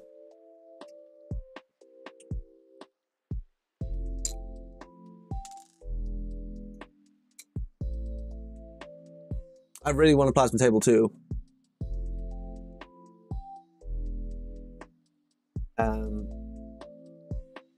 Like they're really cool machines. They're really handy. I just don't have the space for it. I would like a router that's capable of doing semi-accurate aluminium milling. Because remember, the downside to a router is that it's got three axes riding along. Sorry, it's got three axes riding on top of a single axis. So if you a lot of the time look at the Shapeoko machines, it goes y-axis is attached to the x-axis. X-axis holds the z-axis, and then the z-axis has to move itself downwards onto... What the hell's happening here? To get to the workpiece, and that causes A, a lot of stuff that needs to be shifted around, and B, a lot of... You stack a lot of tolerances after a while.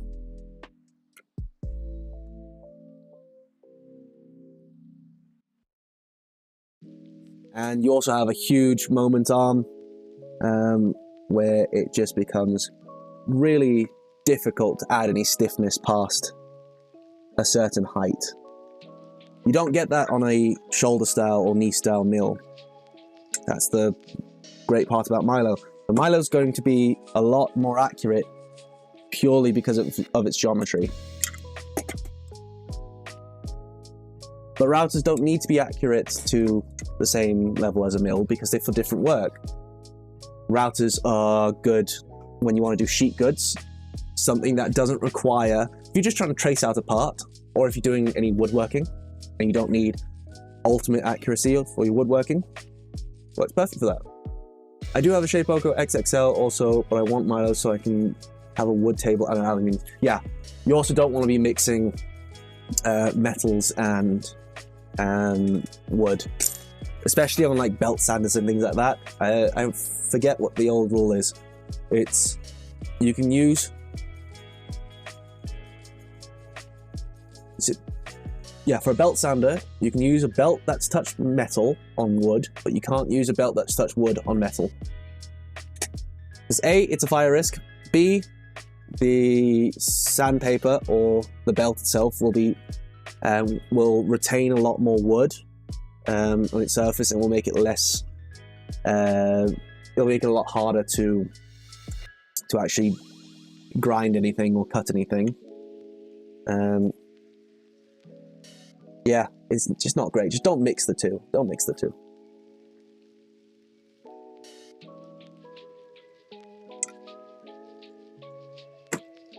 That's that side done. We'll do bearings now.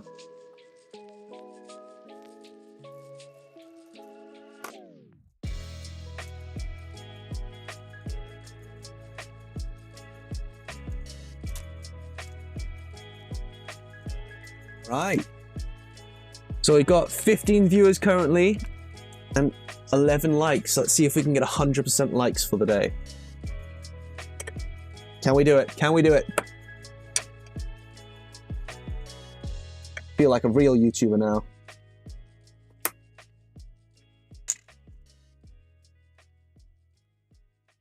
Oh, we're up to 14. That's 100% because we've lost a viewer. Hey, we did it. Take that, Nero and Steve. Take that.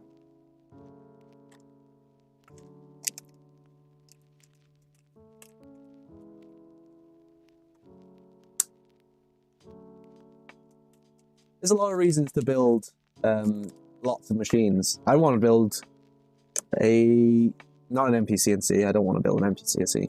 I would love to build a print NC at some stage. I did start a build on print NC a long time ago, but never got around to finishing it.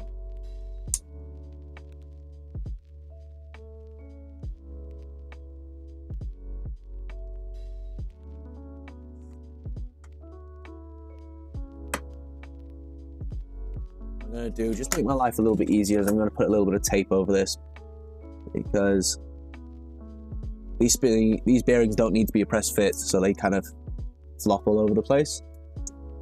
And I'm just gonna hold it down for now with a bit of blue tape. That way I can pull it off.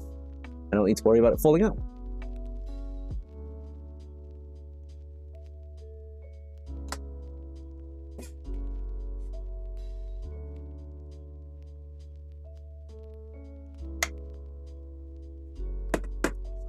I need screws.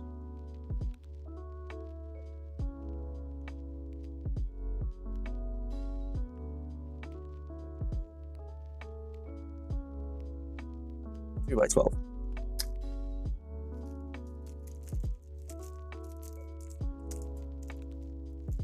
Oh, we have more likes than we have people watching currently. How's that for YouTube analytics?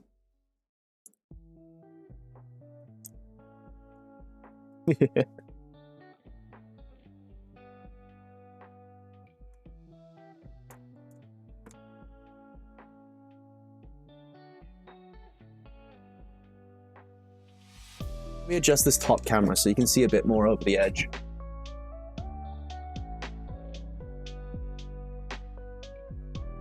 Oh.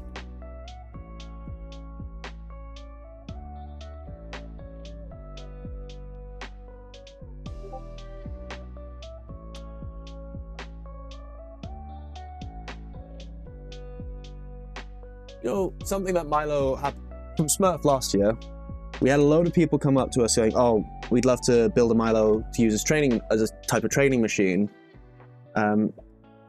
for training new CNC students or programmers. And that's something that we just haven't had really happen. So I'm keen to hear if anyone is working at a technical college or in the CNC industry and is using Milo to kind of learn their way around programming or just CNC maintenance or anything along those lines.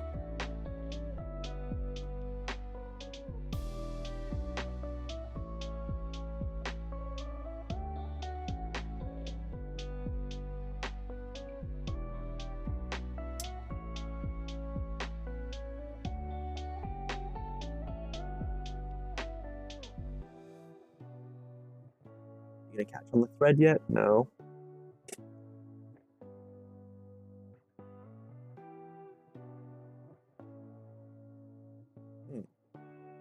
What's happening that is stopping you from catching? There's a bear in the way. The burr.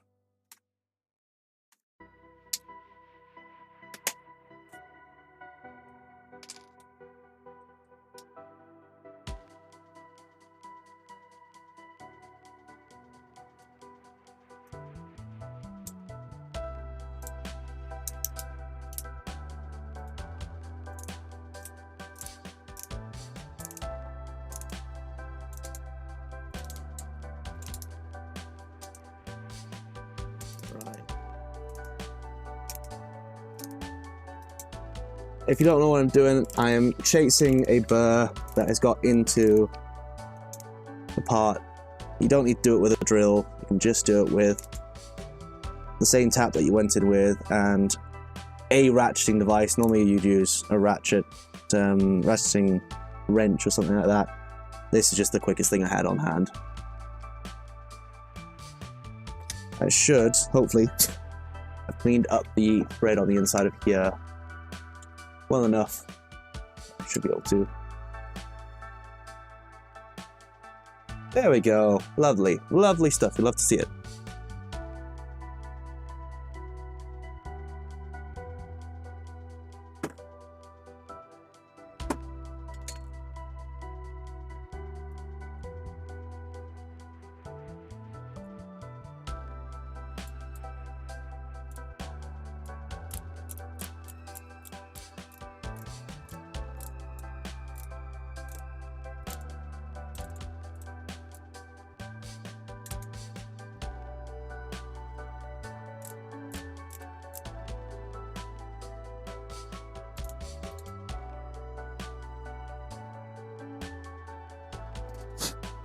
Also, we never got any answers for the breaking the law one.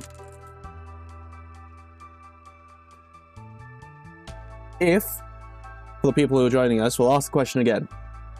Right? If you could think of any single thing that's illegal in your country that you wanted to make illegal, and you could make it illegal, and it would never happen again. It would never ever happen again by anyone. But you had to commit the crime yourself, what would it be?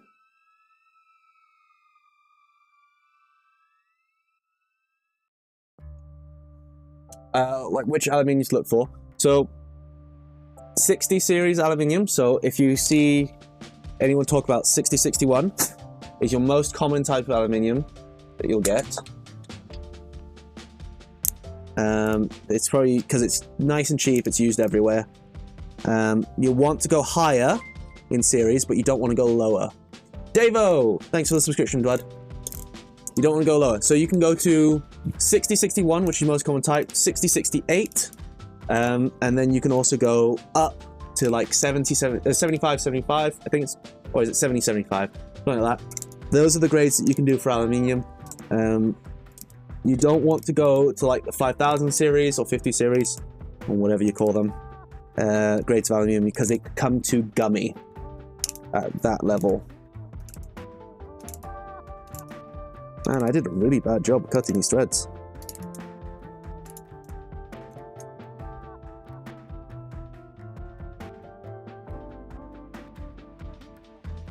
I got some 50 series, I think, and that's not the best for it. And if you can cut it, just make sure you're cutting it with a single flute cutter, because it becomes quite gummy after a while, and make sure it's cooled down. You don't want chip welding to form and then you lose your cutter and the part.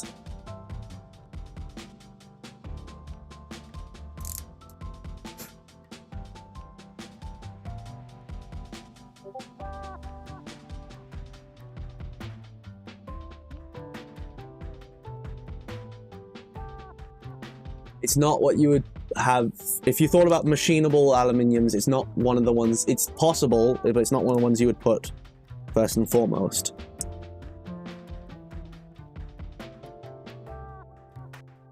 it has its place, don't get me wrong. It is... There's a reason we have it as a grade. If it was just all terrible, then we wouldn't use it. But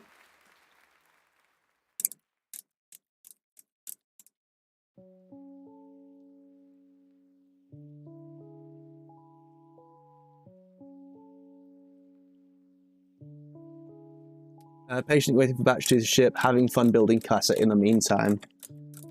Oh, you're going for casa first, are you? Is that because you live in a flat or something? By flat, I mean apartment for any Americans.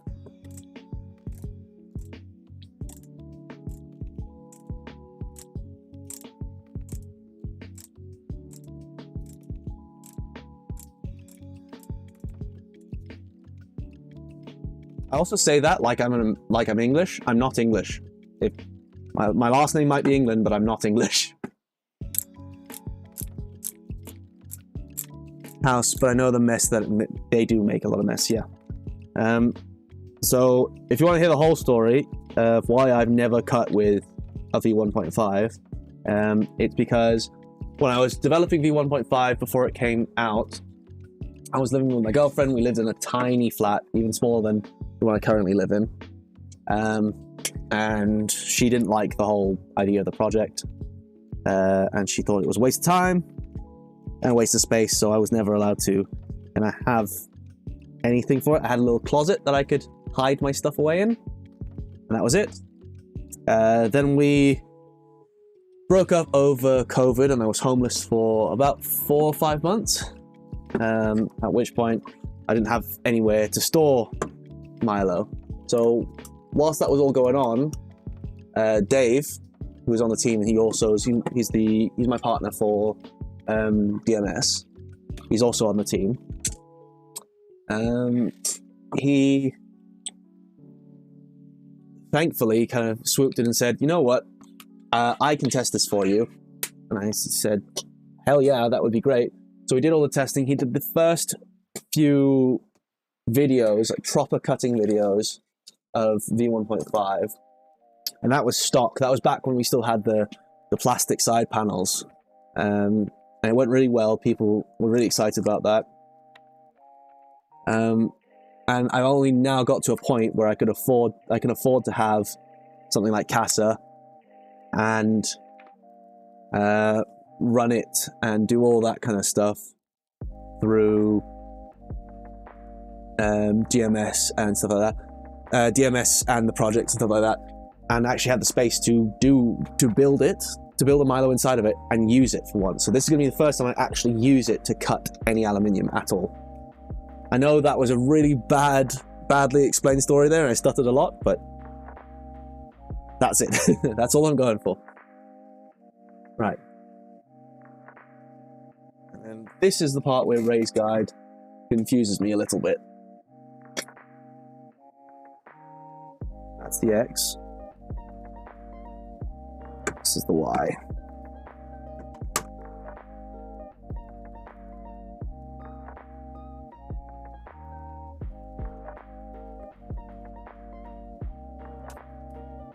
I need some drop-in T-nuts. Sweet.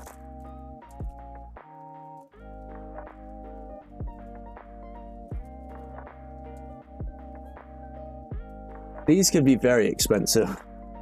If you buy a lot of them, they can be get really expensive for no good reason. Alright, so we're doing every second one. So that's 1, 2, 3, 4, 5, and 6.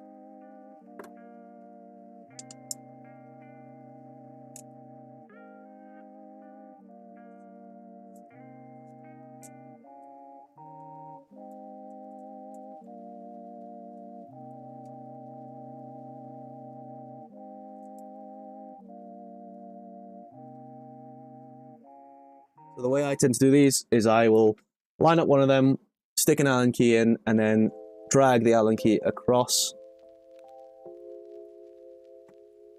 That normally locates them for me in roughly the right position where they can catch a thread.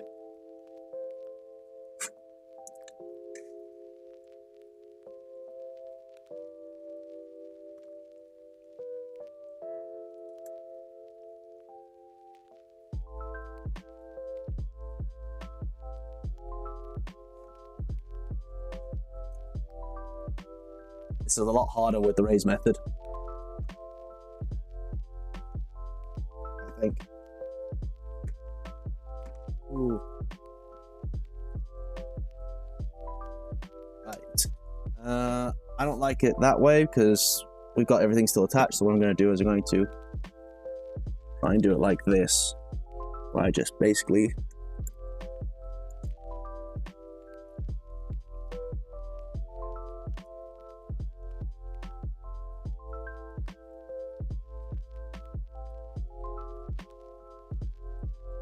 only 5. I think there's only 5. Let me get rid of that one for now.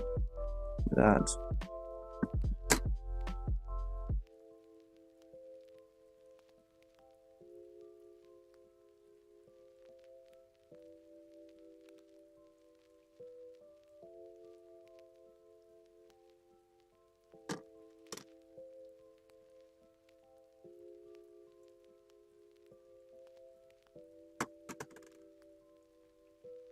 I wonder how Ray does it in his method, because this just feels faffy. Feels like a real faff to get them in the right spots.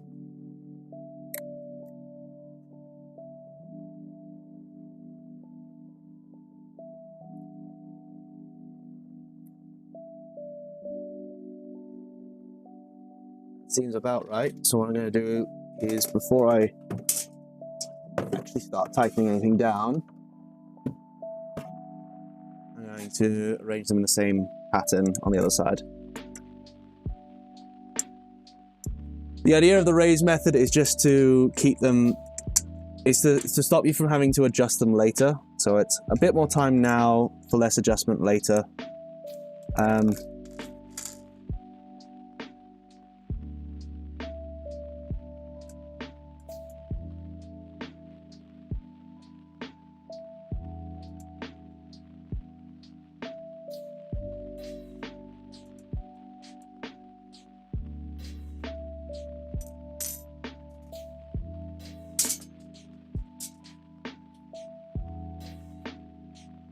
I don't know if I got it wrong, but I attached the rails to the extrusions first, but still the carriages on them. I'm putting them through rails. Oh, okay. So they're inaccessible holes. So like once one of these assemblies is put together, there are some of the holes that you can't get to. So how did you manage that? I get what you're getting at. I just don't get how you managed it.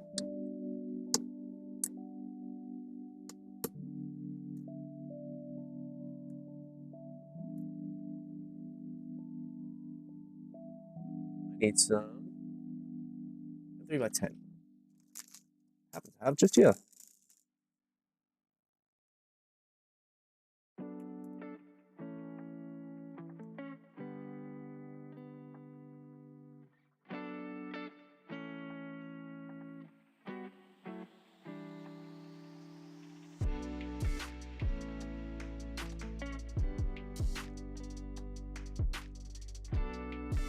And we've been going for 2 hours. Does not feel like 2 hours.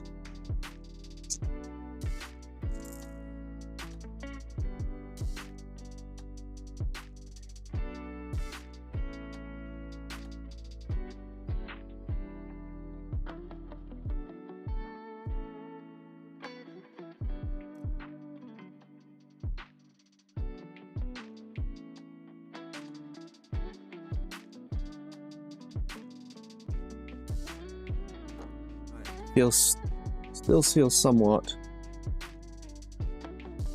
good.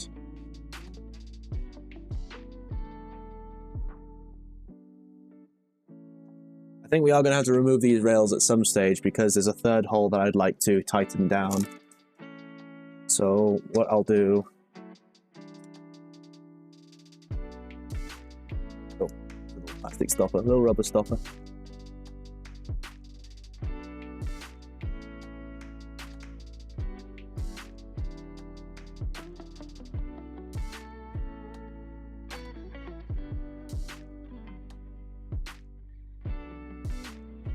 Put these aside for now. I need to read more into the actual raids one. I don't quite know. I didn't have issues accessing them. It's 3 weeks ago already. Fair enough. This is one of those things that, like, everyone seems to forget. I designed Milo V1.5 over a year ago now. And, like, people forget things after a few weeks. That's fine. After a few weeks is absolutely fine. I'm not harping on everyone that they need to remember everything that they've done in their life up to this point. But I get a lot of people who come up to me going, what do you mean you don't know how this thing is done? And I said, I have to tell them, well, it was done over a year ago now. So a lot of it is just, I've forgotten. It's left my mind.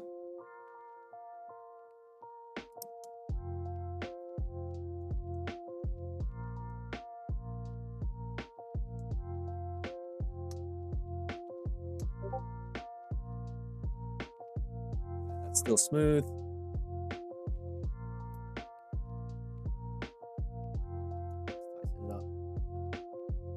Finishing tightness now.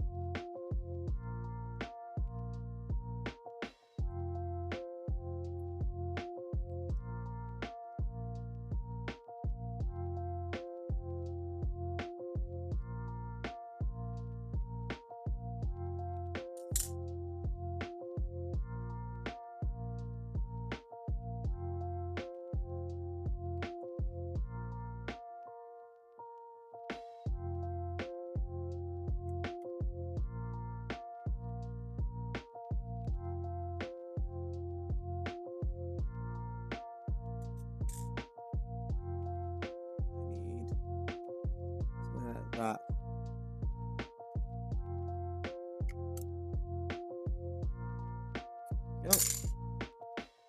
It's because one of the things had shifted. The T-nuts had shifted, so.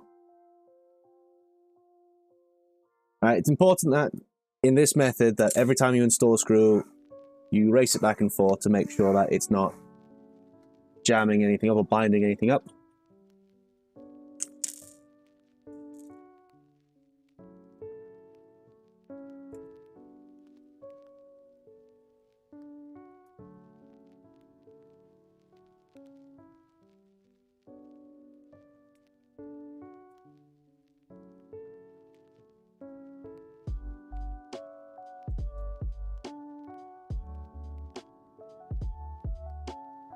It shouldn't bind anything once you've got the first, like, 3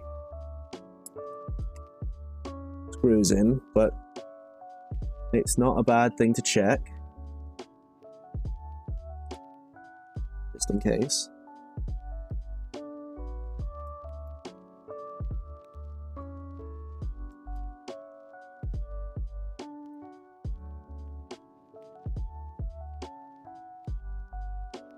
Looking to in Ray's build log, that's what I followed, but of course I don't want to tell you how to.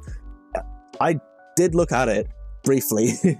That was a few days ago, and I'm trying to remember it off the top of my head, and I'm not very good at that kind of thing. I am trying to follow it, I just don't want to have to look it up on stream. Like I said, this is just a chilled build. I'm under no stress of looking things up because I don't know them. I just want to have fun, hang out with some cool people, and build a cool machine.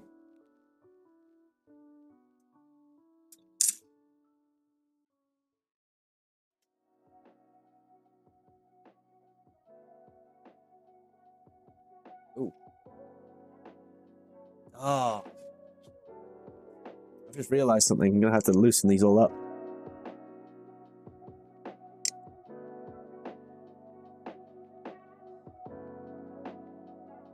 This kind of thing is going to happen though, isn't it? Like, I'm going to make mistakes because I'm doing things in a different order than the way I designed the manual for.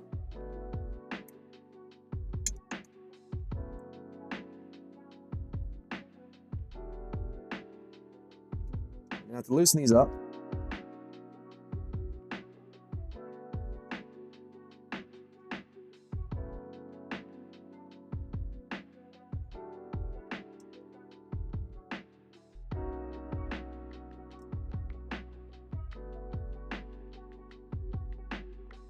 And use rail clips.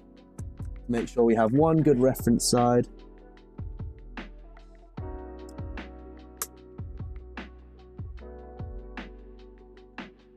Tighten the reference side down from the outside in.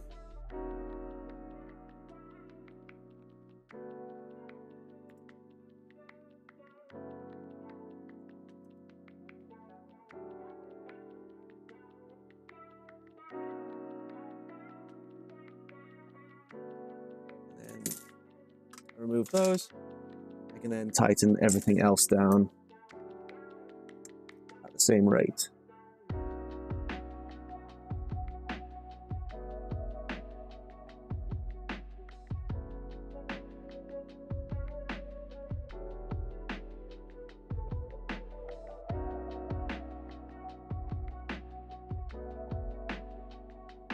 Sure, I appreciate the stream. Already mentioned things I could have done better. No worries, man. It's not a case of trying to be better than anyone or be better than anything. It's just a case of I don't want to be too stressed out by this build. I have enough other stuff going on that I would like just to chill out. Just chill out. What would be a good video series is series of taking your first cut with Milo, a walkthrough from Fusion setup to end product. I know Dave did a live stream, but it would be good to have a reference. Yeah, I think he'll do something like that. That would probably be something that I do on the main, like the official channel, not DMS. DMS is going to be like my projects channel. If I get something that I can mess around with, so if I get a kit for something, a rat rig, a Voron or something like that, this is probably where I'm going to build that. We're only really going to be doing products that we have on the store. For tutorials and things, I'd probably do that on the main Millennium channel, the main one.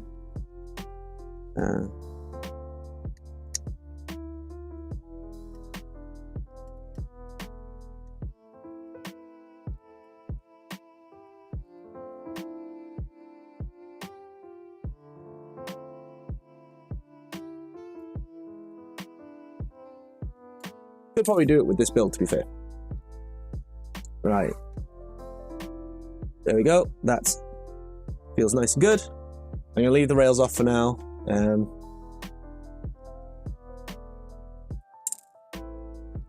Just because we're going to be flipping this thing around in a second, and I don't want those rails whacking me in the face.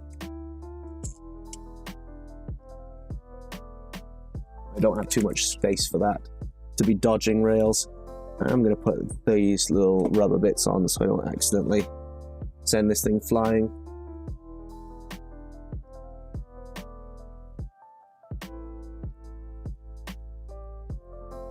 Yeah, that feels good. That feels very good. So, next step.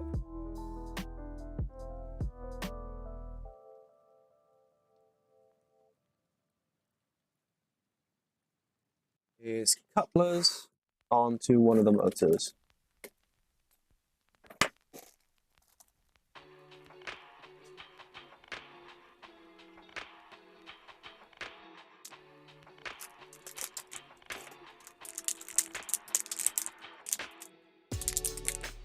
These couplers, the LDO spec, are really nice. The ones I've managed to get from AliExpress before, and the ones I used to build the prototype for Milo,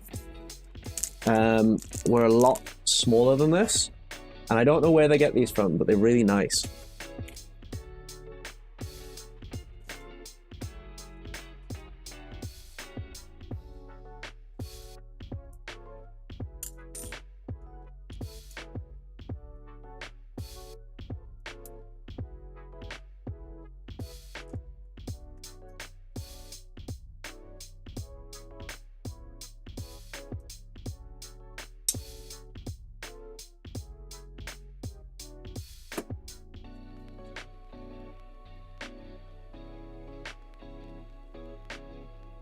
If you do want, Jen, if you do want a really good video series so far from the community, West 3D, Alan Roland.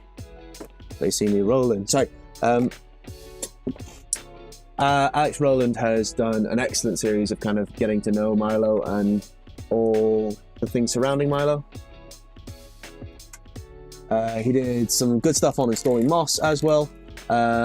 I'm kind of jealous because he beat the actual team that developed Milo and Moss to making a good video on Milo and Moss, which is kind of ironic.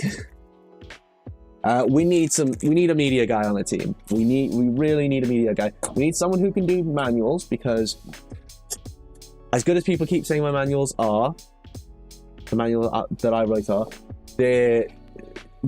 there's mistakes in them, and it's not a strong point I have. Is writing manuals. So we need someone who can write manuals, and we need a media guy. We need someone like Nero, whose real purpose on the team is kind of a media guy. Does a bunch of videos and things.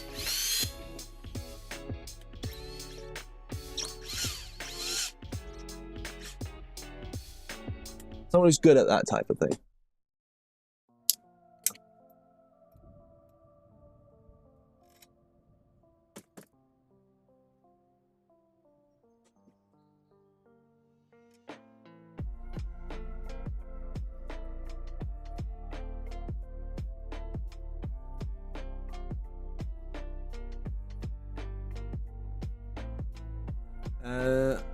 Thank you. I did see Steve's build. It was good to do a dry run in Fusion. Yeah, definitely. Was this the one that we were part of? The stream that we were on? Is that the stream that you're referring to?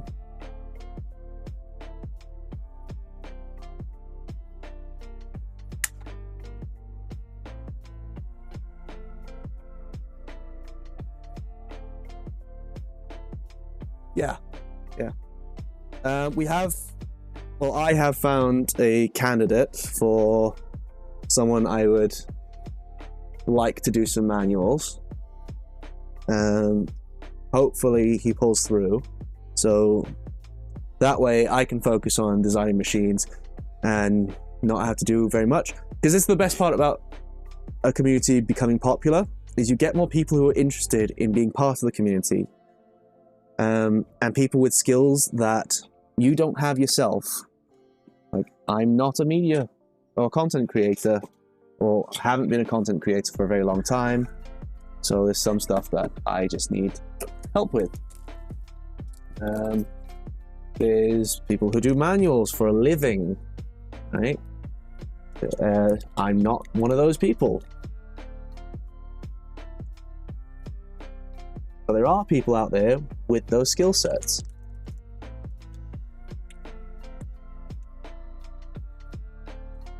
Oh no, I love Nero to bits. He's one of my favorite content creators, but I was genuinely screaming at one of his streams because it was written on the wall in the instructions, and he's not great for following them.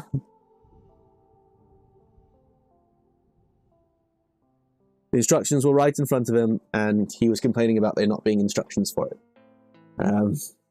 But I do love him to bits. He's still one of my favorite creators. Possibly that's probably why I watch him, because it's just absolute chaos sometimes.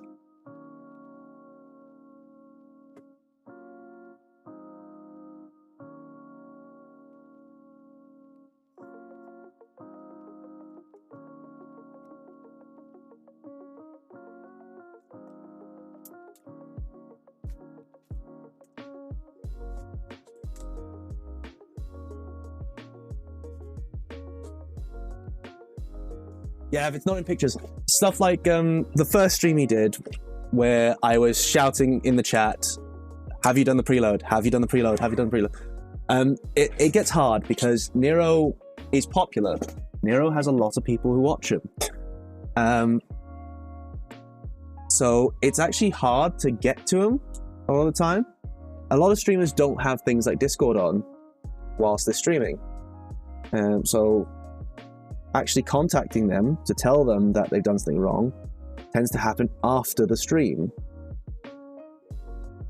So, for example, we have a little chat that we have with all the YouTubers. Mandic's in there, Steve's in there, Nero's in there, and so is Modbot.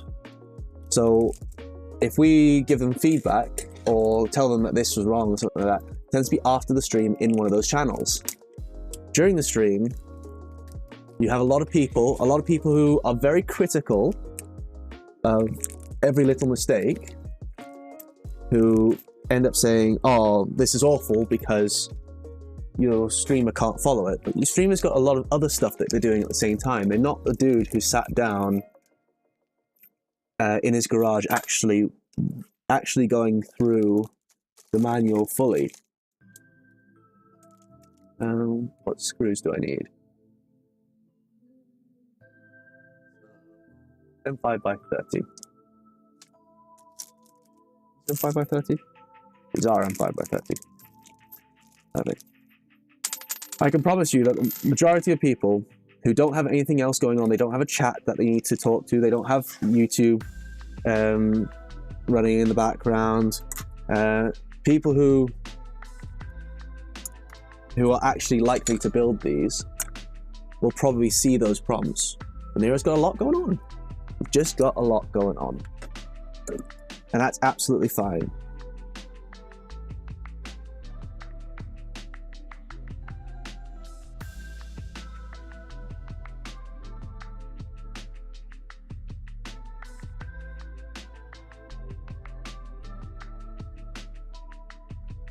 Yeah, I love popping in on streams.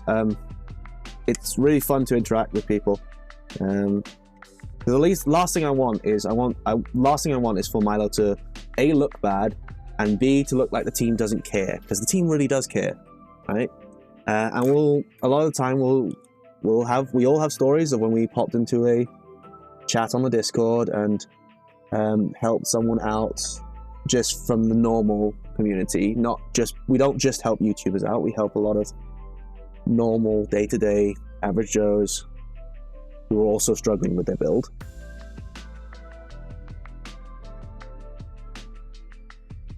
We'll sit down and learn adaptive clearing in Fusion. I have engraving down because of Steve's stream. Yeah, that was the first time I ever did an engrave, because an engrave is just a 2D contour without the boundaries set.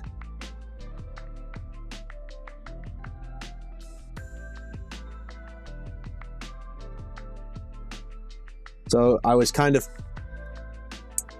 it was a bit weird, because I was like, oh, I don't even know this program because I don't use engraves very much.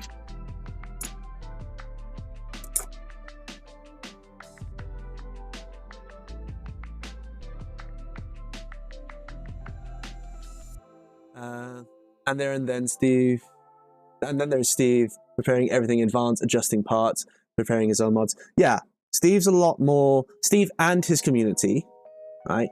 I know this is weird because Nero and Steve probably have a very joint community where a lot of people will follow both of them. But Steve and his community are much, much calmer about things. They don't take things at face value. They do their own research. They tend to be quite kind. There was a few people in Nero's chat who are just like, oh, this one thing doesn't work because Nero can't get it right. Oh, the whole thing is shit.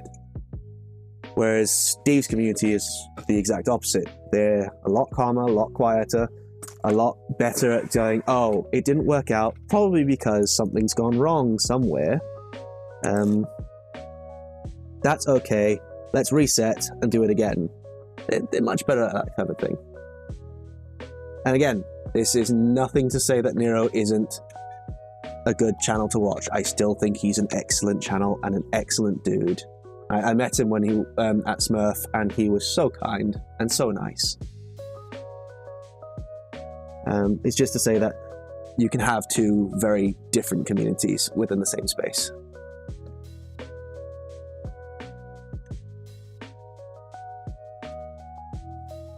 You see what I'm doing? If you ever do get plastic in your threads, just back it off a bit, restart. It should clear out eventually. If it starts to bind up again because it's a long screw like these ones are, just repeat. Back it up until it stops. Then go forward again.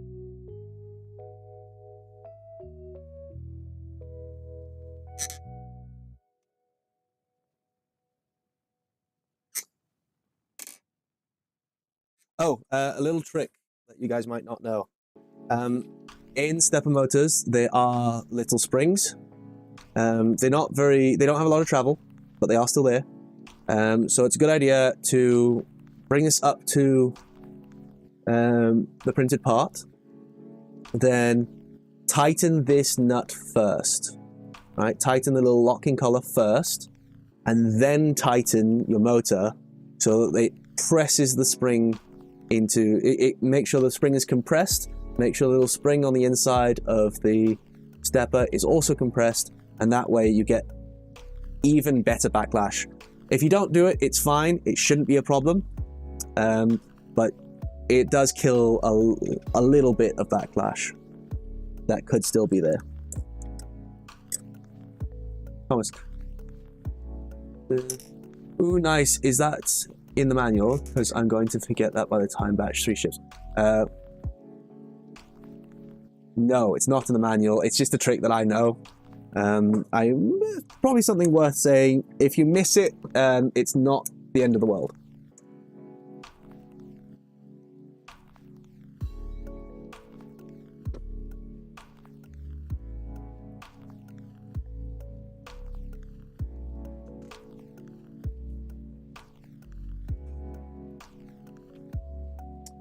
It can also go wrong where you leave too much space and you end up crushing this part or pulling the inserts out. So it's a kind of do at your own risk. It does help, but is it worth doing? And that can only be answered by yourself.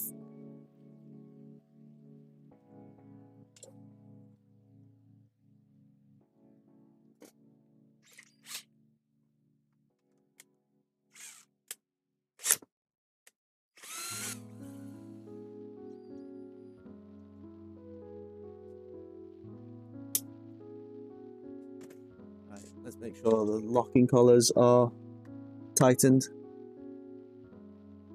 That's tightened.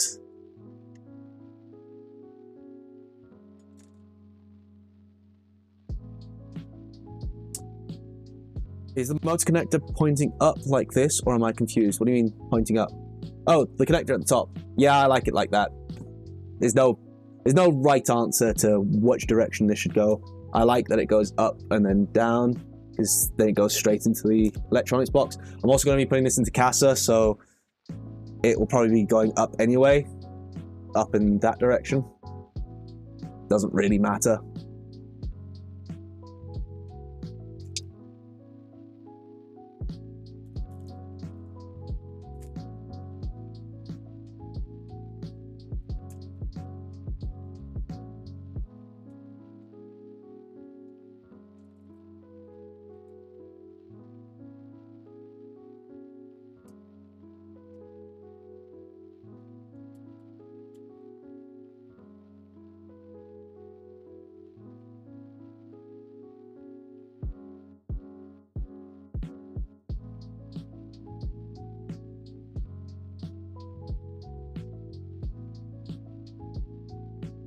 I love LDO because they do small stuff like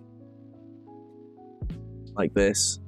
You might not be able to see it so much, but there is pre-applicated Loctite on these, and I love that so much because these are the worst for coming undone. This is probably the cause of 90% of your backlash, is those connectors coming loose because you haven't put Loctite on them.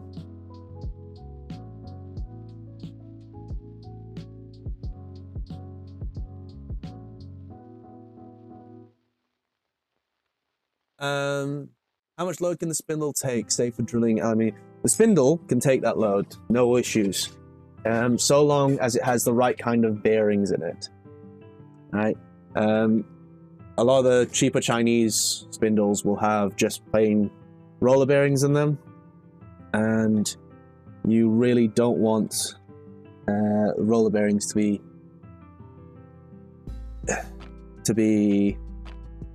in a spindle that you're using for drilling, because that actual force, that kind of pushing up on the flanges of the bearing, let me see if I can get a bearing to show you.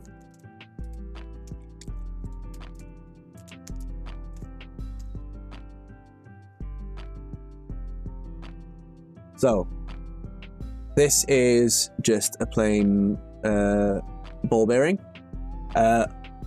So radially, so around forces that spin in this kind of direction or that direction around the part, right, are fine. Right. Anything that pushes up against this flange, right, can cause a lot of damage and premature wear on the inside race of these bearings, and just damage them over time. A lot of the cheap spindles that you get don't have these types of bearings in them, which are fine when you're cutting kind of side loads, things like that, but if you're putting any downward pressure, then it's not great. The LDO kit ones do have proper bearings in them, ones that can take axial and radial loads. I don't know how good they are in terms of longevity, but no one does, because they're a new kit, still relatively new. In terms of drilling, drilling normally requires a fairly low RPM. So my drill press, for example, will max out at 1,200 RPM. And that's its max setting. And funnily enough, that's actually pretty good for aluminium. That's because aluminium does cut a lot faster. It does require a bit higher RPM than steel does. But even drilling, you're looking at about 1,200 with an associated feed rate. Remember, you can't just spin it and move it at whatever rate you want. It has to be a match rate with the speed, and that's what forms your chip load. And if you don't have the right chip load, you end up melting the material. Yes, you can melt aluminium, and it clumps up and it welds to your drill bit, and then breaks the drill bit. Because we use such high-speed spindles, we can't get down to 1,200 RPM. The lowest we're going to get down to is 9,000 RPM. So you need to make sure that you're using carbide drill bits. Carbide drill bits can be expensive. You also do get cheaper ones. So here in the UK, I buy these. They are carbide drill bits. They're pure uncoated ones. The pure uncoated ones are fine. They'll work in aluminium. Just make sure you're lubing them up properly and you're running them as low as an RPM as you can, with as high as a feed rate as you can. Right? That's just to form a big enough chip so you can get the heat out. It's not clogging up. And yeah, drilling can be tricky on Milo.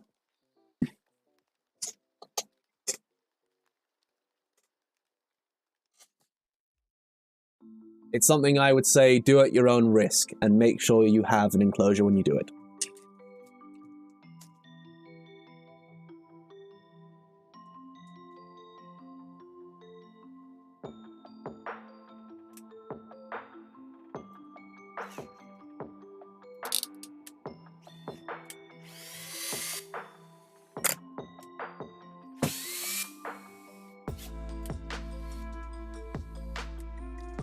Sweet. Right. The reason I'm doing this back and forth motion is to see whether or not these collars have shifted. For example, the one at the front has shifted, so I'm going to undo it and tighten it down again. Remember always to press. So if you're tightening this collar, always press into the machine. If you're tightening this collar, always put out of the machine. It's always towards where you want them to end up. Otherwise, they can shift backwards. The annoying thing about these is they can also catch in the thread of your lead screw, and then that causes them to move back.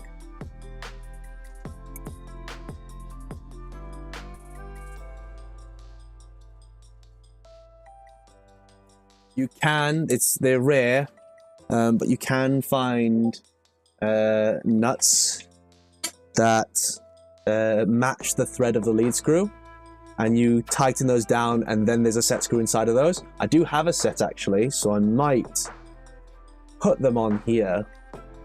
Give us a minute. I'll be right back.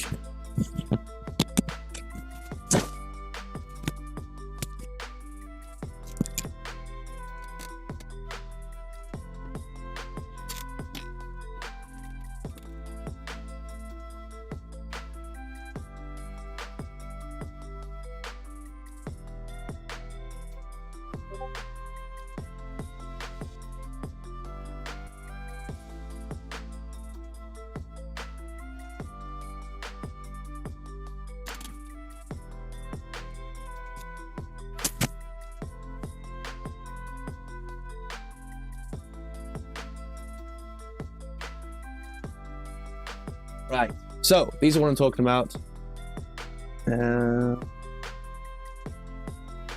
So they are a little hex nut. Come on, focus. They're a little hex nut. Come on. Oh, focus for me. Anyway, they're a little hex nut. They have the same thread as a TR8 lead screw. And on the side, they have a little set screw portion. These are kind of rare. I don't know why they're so rare. I'm going to couple them up with the locking collars here. I'm going to loosen the locking collars up a little bit. The brass inserts would be worth it. What do you mean brass inserts?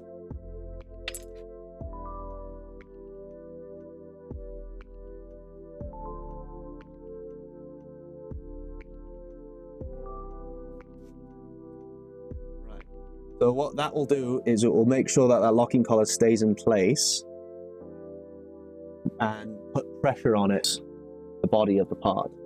I only found out that these were a thing from one of the team members a few weeks ago. You can find them on Ali. Bulkman 3D also stocks them.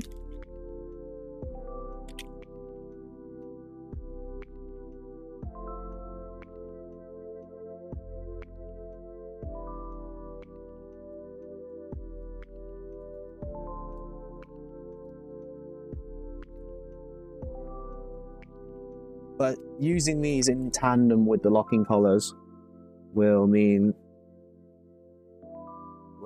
I have just poured Loctite all over the back of my phone by accident. Oh well, hopefully my case isn't made of ABS. It probably is.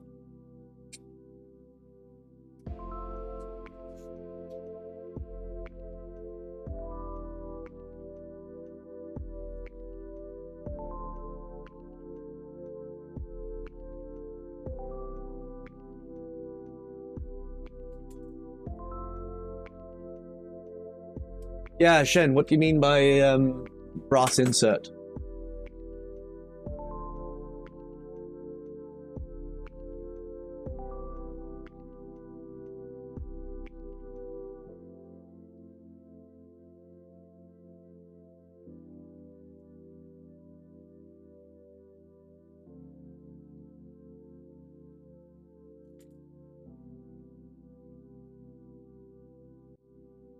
So that should hold that in place. I can then do the other two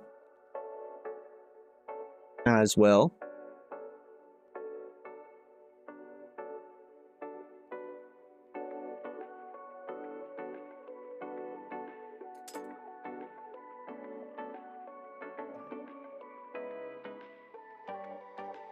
That means there's absolutely no backlash there. Between the screw, grub screw, and the lead screw, the pop down threaded hole. Between the screw,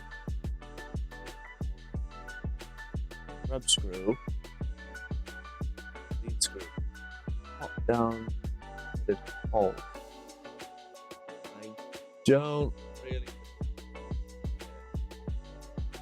Apart like this brass bit here, is that what you're talking about? Send me a message on the Discord or something like that with a little mock-up, and I will be able to, if you have one, I'll be able to answer you.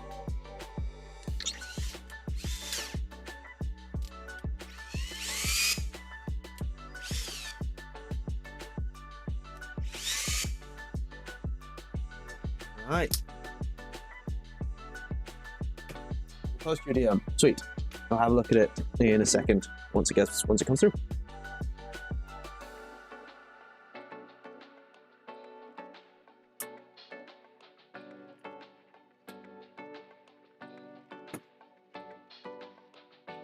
Lovely. Okay, so that is that side done. Next side would be next step would probably be x-axis, actually. Done. I will need to replace those. No, so we'll need some more printed parts.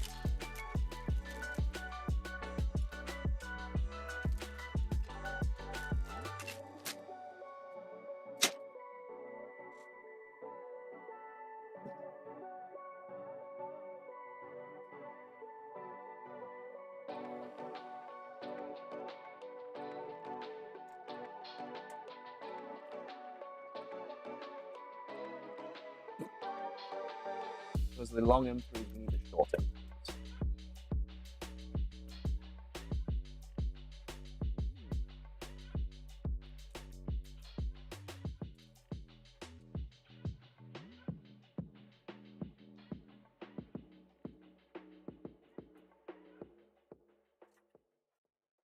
Got a granite slab to put Milo on, but it won't fit with Casa 2.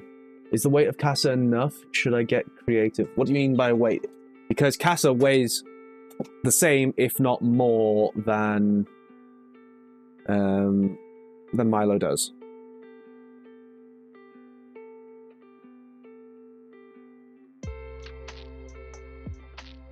A combination of Casa and Milo can weigh anywhere between like 50 and even up to 70 kilos, depending on what you put it in. Like, once it's in place, you are not moving it.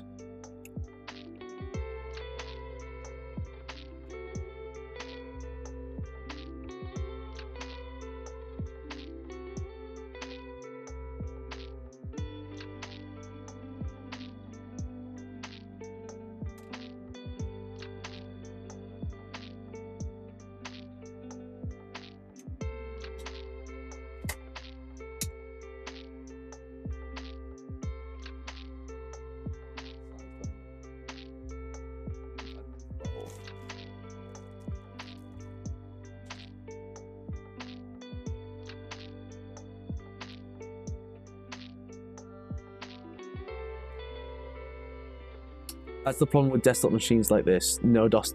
Yeah, no. They do take a... We're stretching the definition of desktop with Casa. It's still smaller than a commercial machine.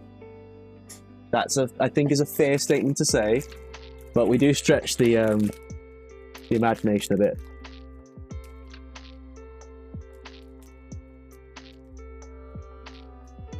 What I want to do with this room, like, I am wanting this part of the room that's in front of me to be kind of my printer area, and then the bed that's behind me, I want that gone, and I want it to be some more aluminium desks like this that I can actually stand up on. I'll shift 2 of my monitors over there for streaming, leave the other monitor and computer here. And then just have a set of a keyboard and mouse on that side. That way I can stand up during builds, because sitting down during builds is not very fun for long periods of time. I prefer to stand, if I'm being totally honest. But it's just the hand I've been dealt right now, and I don't quite have the money Because I ride a motorcycle, I can't get rid of the bed, and I don't quite have the money to put the desks in, so I might as well keep the bed there for now. No one ever sleeps in this room because it's full of ABS fumes. And I'd rather not have people get sick because of my 3D printing hobby.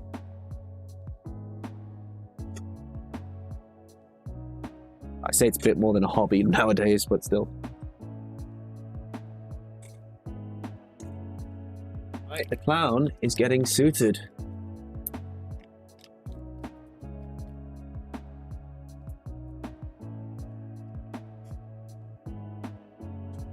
Hopefully that should be changing soon.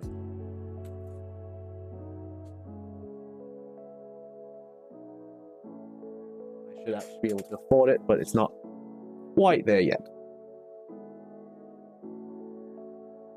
Right, I believe that is one y-axis done. I'll do the chain links just because it saves me some trouble later down the line.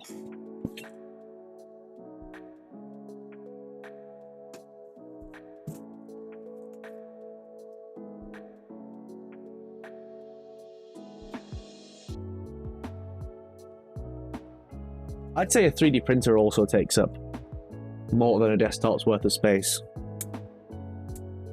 Because a 3D printer never takes up just its own footprint. There's always a spool holder. There's always the fact that spool holder might be on the back and you have to spin the machine around.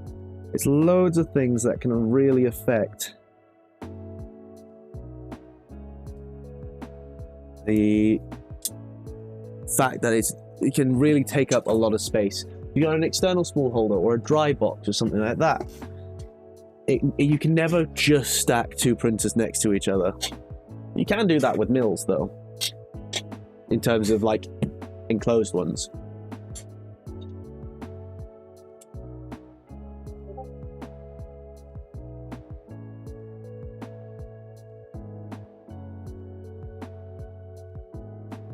I think I'm finally be able to actually use this. I think I know what this is for now.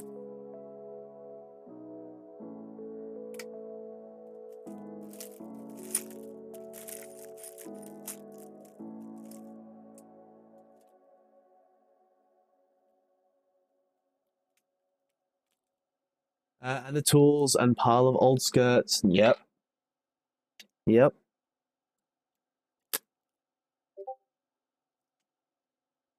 I'm glad rear electronics panels are becoming more of a thing on 3D printers. With like VZBots and Voron Phoenix and all those, because and Bamboo Labs as well, because they have all their electronics in the back. Because I am sick of having to turn 3D printers completely upside down just to do any maintenance on them. I know that's high. No, that doesn't even fit in there. Never mind. I know that sounds hypocritical because that's exactly what you do with Milo, but still. I'm still not happy about it.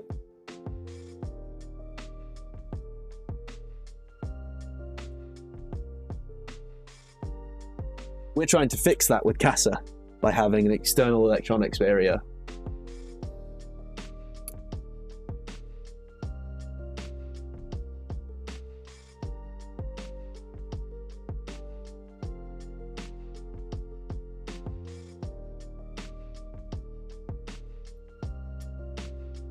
Excited to learn more about Casa. What would you like to know? Because Casa is released. A few Casas are being built, and I can probably answer any questions you might have, as I am the one who designed it. It's one of those things I designed recently, so I actually will remember why I did things and made some decisions.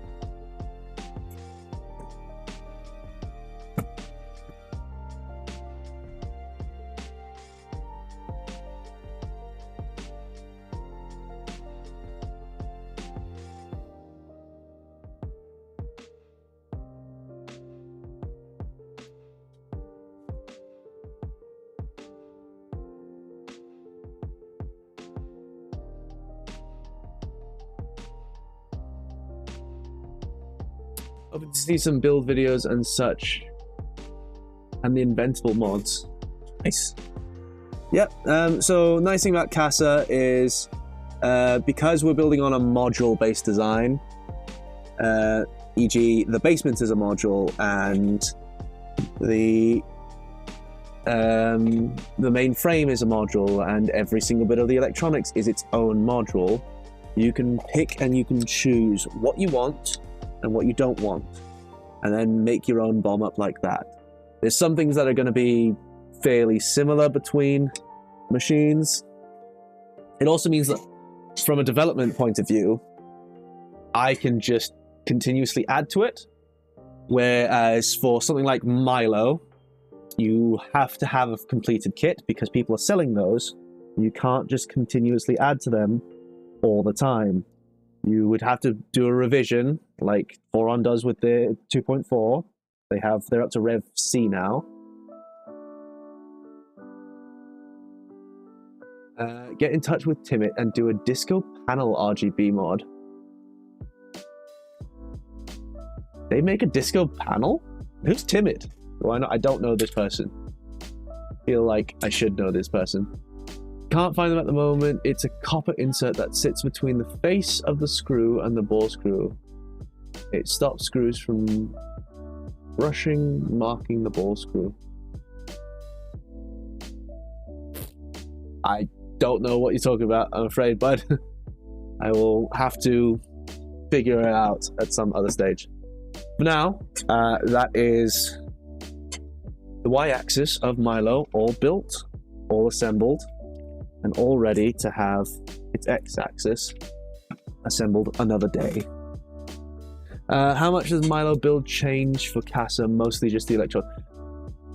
That's it. So you don't need to put any of the electronics under the box. You don't need to print the feet. And that's it. Everything else is exactly the same.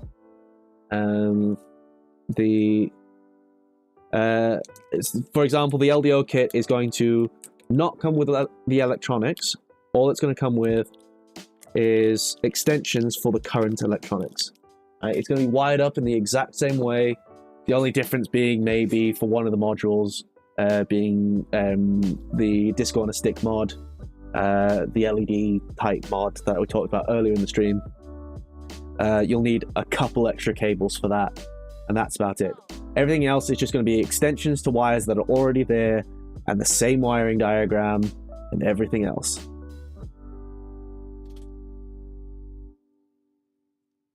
I'll stick around for a couple more minutes if anyone wants to ask me questions. And then we'll call it there for the day. I think that's not too bad for some progress for a single day and for a more chilled out stream. I really love this color combination. Fun stream. Oh, thanks for coming, dude. It wouldn't have been fun without you guys.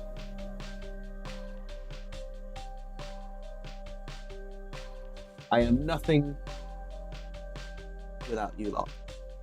I've done something wrong here. That's what I've done wrong. Put this on backwards. I caught that. Or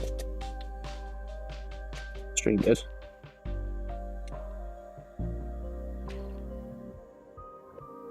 Oh, I say all these things about the stream being over, and then I realize that I made a mistake on something. Typical. Absolutely typical.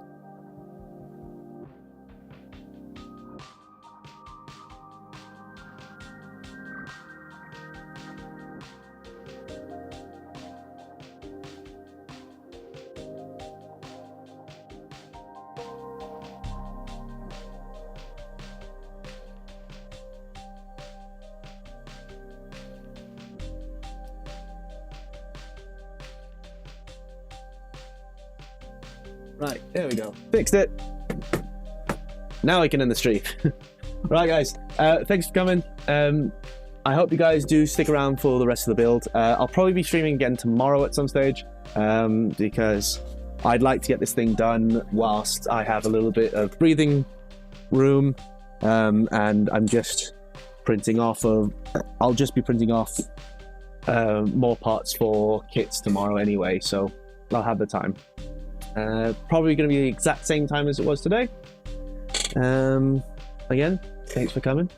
Have a great evening, and I will catch you guys later.